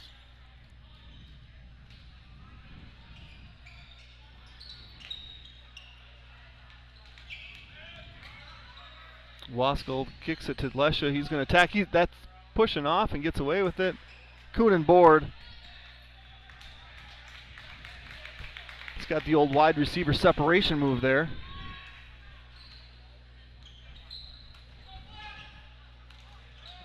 Borkhardt pull up, hits all the parts of the rim before it falls.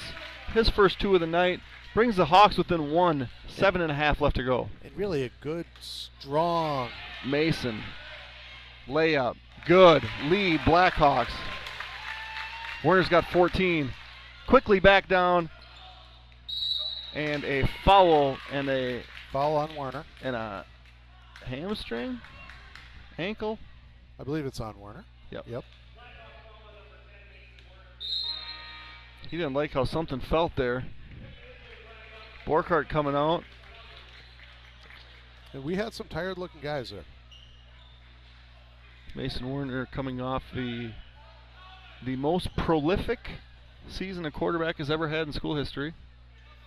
Just fun to watch.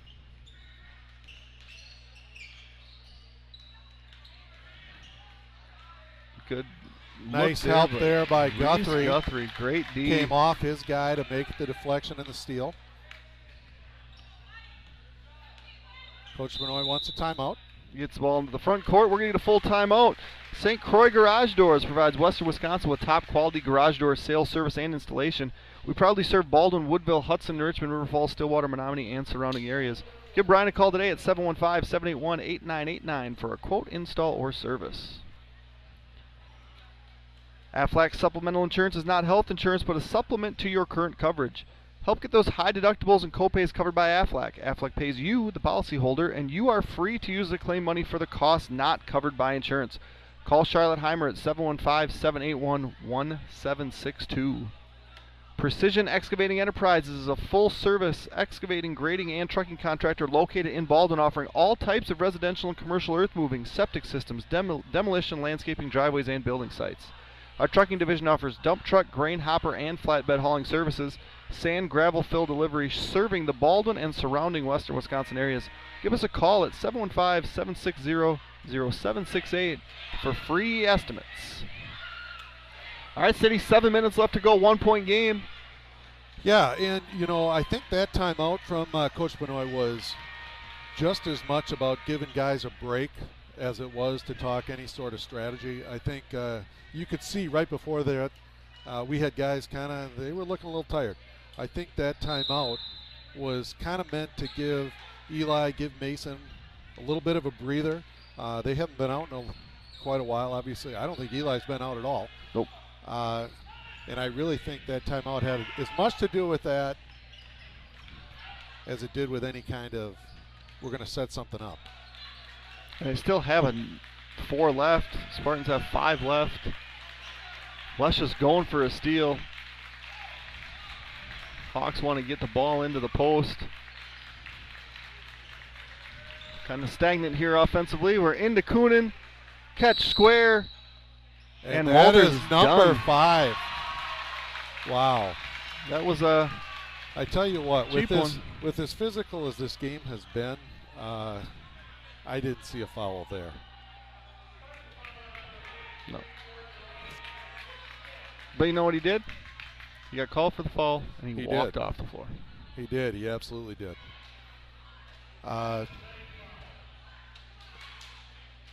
You do get 15 seconds, I believe, to make this substitution. He's going to use all 15 seconds to talk, and we're going to get Cayman Gebheim into the game. Gebheim, the Spartans' second leading scorer, also has 4 fouls, so he's going to have the tall task of guarding Eli. Gebheim's a strong kid, not nearly as big as Walters. But you know, it's one of those things that you had talked about earlier. When you're consistently saying something to the officials, you tend to not get calls that go your way. And we've seen that kind of consistently with Somerset as this game has gone. Rojas checking in here for Waskell. Eli getting close to a 20-point game. He's got a game-high 18. And now 19. And I think we're getting some people from other streams as games start to finish. Game started a little late after an overtime thriller in JV. Spartans led at halftime. Hawks now have a 3-point lead. There's been foul troubles. It was chippy in the first half. Werner just tried to get it up before going out of bounds. And he is slow to get up. And he's down. And we're going to get a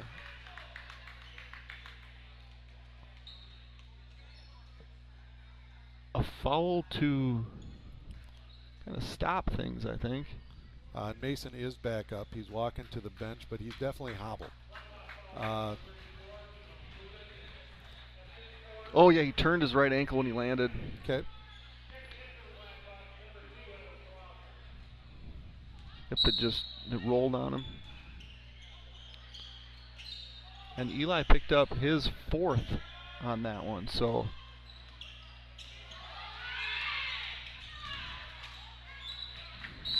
ball is out and going to stay here. So Werner goes down, picks up his 4th. Clausen really becomes the next ball handler. He's also got 4, and in the mayhem that ensued, Coonan picked up his 4th. Lesha goes up and gets a 2. Leads down to 1. And we already have Walters, the big guy for Somerset, has already fouled out. If you are just tuning in, this has been a physical game. Eli, 2, good. Good pass from Guthrie. Guthrie's given some great minutes to the Hawks tonight. Gebheim, no good. Eli clears his 9th board.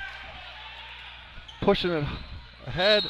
And we're going to get Gebheim out with his 5th. I don't think he's hurt. I think he's frustrated. Smart move by Sean, drawing the 5th foul. It was, and that was absolutely a frustration call. He knew it. Great fake there by Sean. Get some time to sub here, so Coach Wink is going to use this time to talk to his guys a little bit. And now we're going to get Jamison Wink on Eli Coonan, and if it's not, get it to Eli at all costs. Or maybe they go Lesha. We'll see. I mean, if I'm Somerset, I'm attacking Eli on every possession. I'm dribbling right at him, and if he blocks my shot, so be it. But I'm trying to get that 5th foul on him. Sean knocks down the free throw. He's got 5 tonight after 18 in the season opener. Hawks now up 4. Their biggest lead in a while, if not the whole game. And that's a lane violation, but the basket's going to count. Sean gives the Hawks a 5-point lead. 46-41, 5:19 left to go. Lesha gets to the rack, and he gets fouled. Finishes. Looks like it's going to be Fritz. It should be Fritz. I'm curious. He kind of pointed at, yeah, okay, it is on Fritz. Now, Lesha, coming into this game, shot a ton of free throws, 26 on the year. He's only made 5, 19%. And it's not going higher after that. You got to take some time, maybe take a dribble, take a deep breath, bend his knees. Yeah, he kind of just chucked that up there like he knew he was going to miss. And just immediately went after the rebound, it almost looked like. Oh, Eli got a little bit of a push off there. Sean from the baseline. He has not made one of those yet. And there comes Somerset. Good play by the Hawks. Good hustle by Evan. Collin kind of jumped the pass. Good screen. Evan walks all over. They don't call it. And Sean misses another baseline jumper. And here comes Somerset. Down 3. Wink. Back to Donnelly for 3. Tied up. No good. Guthrie. You know, and Guthrie's another one. He's given him a lot of really nice minutes tonight. Yeah, he's been fantastic. You know, not a lot of scoring, but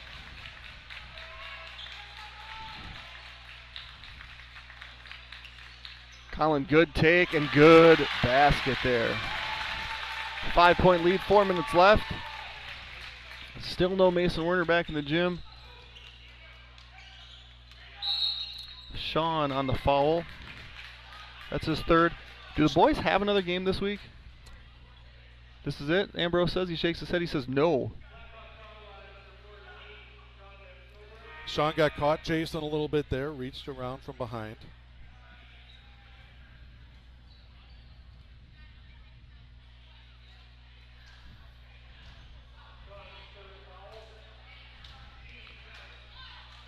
Lesha's shooting a 1-and-1. So I know Somerset's in foul trouble here. That one looked good. I'll be curious to see if they put a little pressure on, knowing that Mason's out of the game, knowing that Clausen has 4 fouls. And that one's good. So 2 out of 3 tonight. And they're not. 3-point game.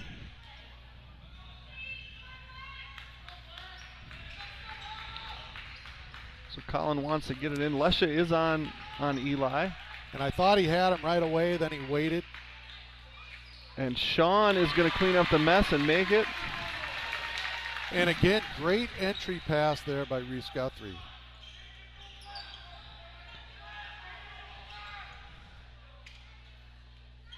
Wink into Waskell. Krybeck 3 short. Waskell save off of Clausen. It's going to stay here. Good hustle there by Somerset. You can see Clausen trying to get out of the way. Not much he could do. And again, he's playing with 4 fouls. Oh, and that's another foul on Sean. Now he's got 4.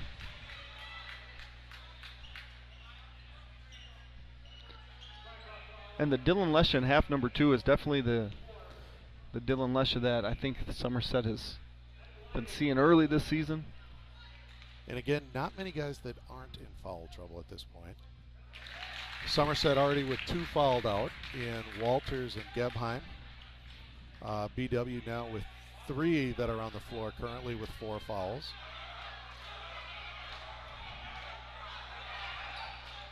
And Lesha makes 5 of his first 27 free throws, and now he's made his last 4, and the Spartans are within 3. Great opportunity right now to tell you all about a place in Woodville. If you need a place to stop after the game, look no further than Hilltop Pizza Planet, located at 2508 Highway 12 in Woodville. In a kitchen that stays open until closing time, they've got your cravings covered, whether it's a pizza, burger, or a hoagie. What's even better, mention Blackhawk TV after any sporting event and get 20% off your entire bill. Sound too good to be true? Stop in today to get this deal before it's too late. Stevie, you want to go to Hilltop after the game? As I said, it's pretty late. for a Tuesday night. Let's thank all of the sponsors of Blackhawk TV one more time tonight. Strikers Lanes and Sports Bar, Timmerman Realty, CW Garage Door Distribution, Whitecap Financial Advisors, First Bank of Baldwin, Fenner and Jewelers, Phoenix Grill, Baldwin Lightstream, Nielsen's Foods, Hilltop Pizza Planet, Precision Truck Service, St. Croix Custom Apparel, Precision Excavating Enterprises, Blackhawk Garage Door, Schaefer Financial Services, Culvers of Baldwin, Baldwin Greenhouse, St. Croix Garage Door, Wisconsin Credit Union, TMS Auto, Firehelm Langer, Western Wisconsin Health, Village Pharmacy, Pete's Construction, O'Connell Funeral Homes, Next Level Events by 22 Farms, Marco Septic, Flagship Ford, Independent Insurance Options with Charlotte Heimer, and Auto Appeal. Thank you to all of our sponsors here at Blackhawk TV. 3:15 left, stretch run, Hawks by 3. A lot of guys in foul trouble. Guys fouled out. Mason Werner not in the gym with a turned ankle. We're going to get a fun last 195 seconds. Clausen to Van Zomeren on the wing, looking into Guthrie. Eli at the top of the key. Gonna swing it around. Nothing there. Guthrie fumbles. Fritz on the other side. We're looking for one good shot, one good touch in the post, I feel, and that's not the three. Eli going to get it. There he is. He makes a move. Baseline, too good. He's got 23 on the night, and the Hawks lead by 5. And that honestly should be really every possession from here on out. For the season or the game? Well, at least for this game. Krybeck to Donnelly. And he walks. Sophomore with a little extra foot shuffle. Not thrilled with the call.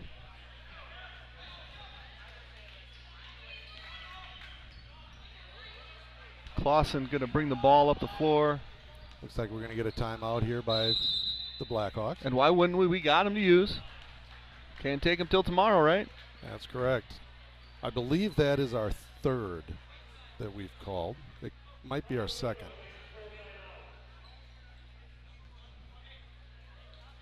We got a full one here.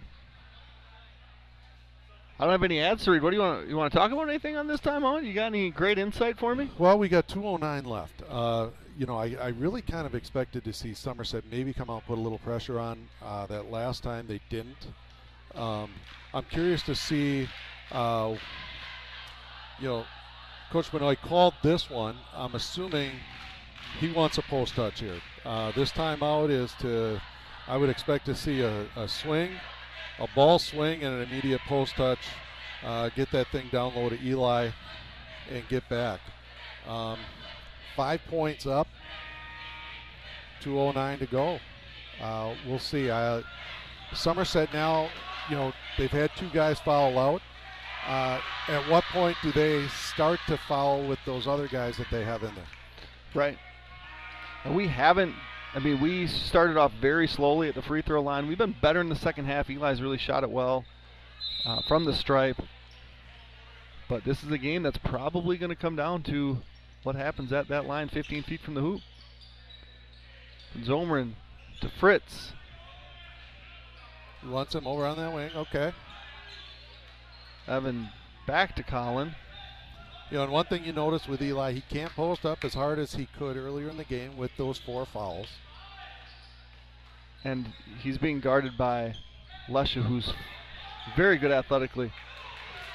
Guthrie on a tough play there.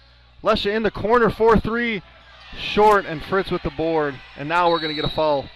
And if they've watched the first half of this game, Colin catches that one 0 for 4 from the stripe, and that's an easy foul to make. Yeah, it was. Second. Colin has struggled from here. In my opinion, he's due. This one I expect to go in. They're shooting 2.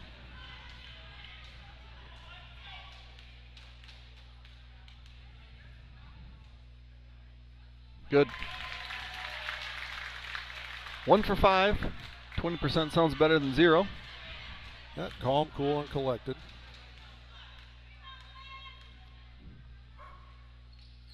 And 33% sounds even better. Hawks lead by 7 with 91 seconds left to go. Donnelly attacking the hoop. Van Zomer's going to foul out, roll his ankle. And it's an and one. Actually, that's his 4th. No, wait a second. That's his 5th. Oh, yeah, because he's number 14 now. Yep. And we got a couple of rolled ankles. Walking a little gingerly, coming off. Hopefully he'll be fine. Donnelly 1 for 3 from the stripe tonight. Again, we have not seen Mason come back out. And Donnelly makes a free throw to bring it to 4. So just as good as a three-pointer. Plus, nearly turned over. And the travel, that was a turnover. And this is where you miss Mason Werner. Wascom's coming into the game for Rojas. Wascom has been good offensively, 10 points tonight. All came in a hurry. 8 of them, 2 of them came in this half. Donnelly gonna straddle the half-court line and inside to Lesha. Lost it off his knee for a second, recovered. Immediate timeout by Somerset.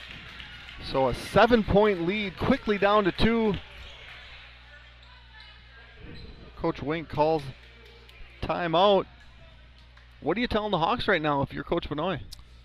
Well, you're going over your out-of-bounds play right now, your press break,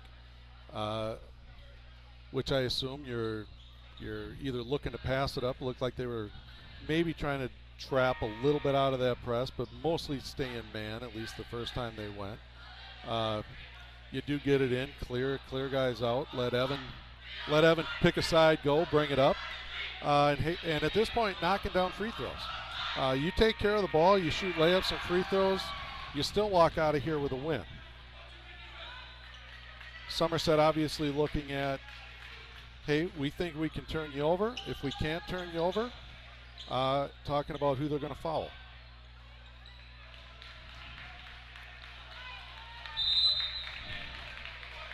Here we go. So Evan with the ball, back to James, back to Evan, deflected, and we're across the timeline to Eli. Strong, they're going to get him for a foul. He wanted a jump ball. That's Lesha's 4th. And it was a foul. He reached around from the side. That's a foul. Did he probably get ball? He might have. But when you reach around from that other side, you're going to get that call all the time. And honestly, you'd rather have that foul than watch him shoot an easy layup. Right.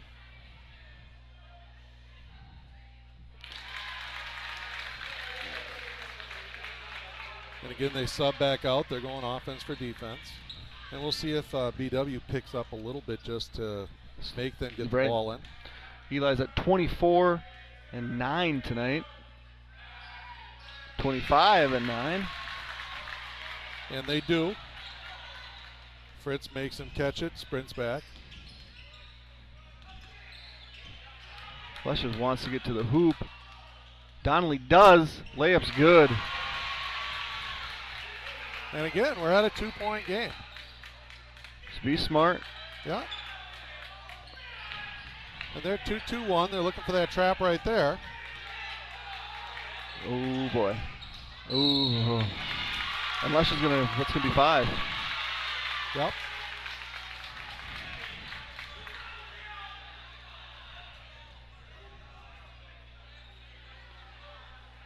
And it was a reach in. And I think they're upset too because they had some chances to foul some other guys so that he didn't have to make that foul. Well, and not only that, but Eli's been 8 for 10 from the stripe tonight. Typically you like seeing bigs at the line, but not one that's... And I mean, if they're going to run out of guys to throw at Eli, I guess the best time to run out is close to the end of the game. They've lost their three biggest defenders. Mm-hmm. Ooh. And there's a miss. 8 for 11 now. Eli looks for point 26 here.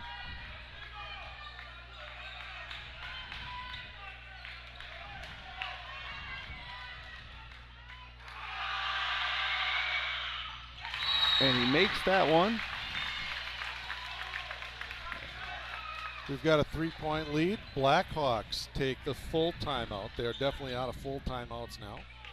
All right, so what's Coach Benoit saying right now with the 3-point lead, 32 seconds left? And this is not the right time to ask this because there is 32 seconds left, but with a 3-point lead, when are you going to foul? Definitely not with 32 seconds. Right, but at what point do we not let them get a 3 off? In my opinion, I'm looking probably around 10 seconds. When it gets down to 10, I'm looking at it. But you're also looking at where are they at on the floor, too. In the front court with 10, I think I'm probably going out there and fouling. I'm definitely not going before 10. The other thing, though, that you have to worry about a little bit, and frankly, missing Mason, you don't have Sean. He's already fouled out, and BW does have a size advantage. If you put him at the line, we have struggled a little bit against that 2-2-1 pressure that they've put on there.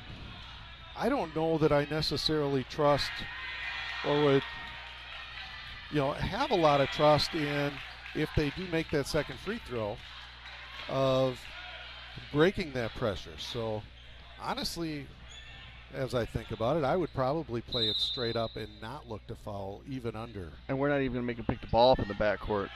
I don't love that. Which is fine. So Waskell working from the nail. Colin with the deflection. Cry back to Donnelly, who stutter steps back to Rojas. He's going to attack. Oh, good pass. Blocked by Coonan. Secured by Borkhardt. Clausen has the ball. And he goes deep, but there's going to be a whistle. And Evan Clausen is going to shoot 2 after a very good contest by Eli Coonan after a good pass. Wink had a really good look at it. He did. Excellent recovery there by Coonan, because that was a great pass. He was wide open there to put that in. Sometimes having really long arms and being tall is an advantage. It can be.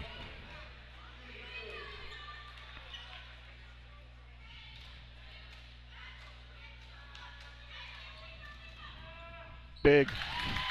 Evan Clausen, the sophomore. First points of the game. And now you definitely don't look to foul at all. But you've got to make him pick up the dribble in the backcourt. Absolutely.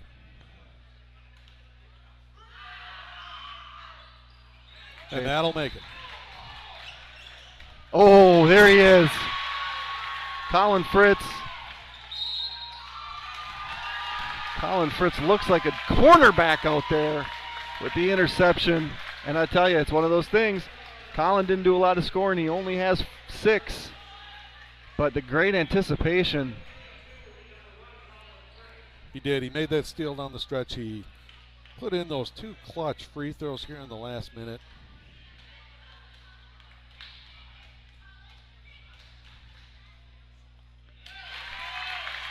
Three clutch free throws. And you get the sense watching him, has he ever been nervous? In his life? Yeah. I think he was nervous for a spelling test I gave him once in 3rd grade. Okay.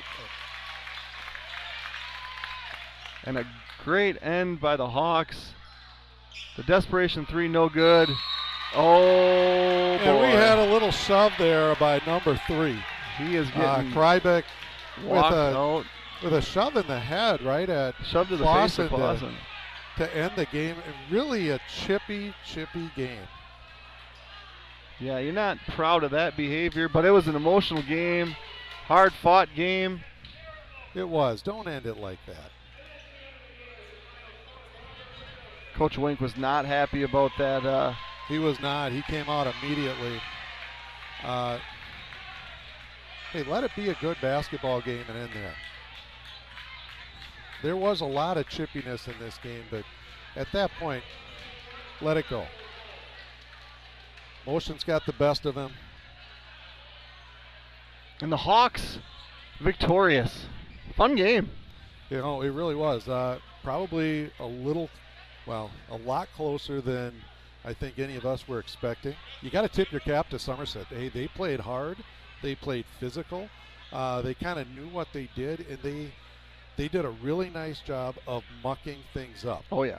Now you look at it, they had, 3-4 guys foul out, and that's attributed to the manner that they played. Correct. Because they tried to do that. I mean, they tried to be physical. They were poking, they were prodding, they were pushing guys underneath the basket, and they had those fouls, but that also was keeping them in the game for a long time. Right.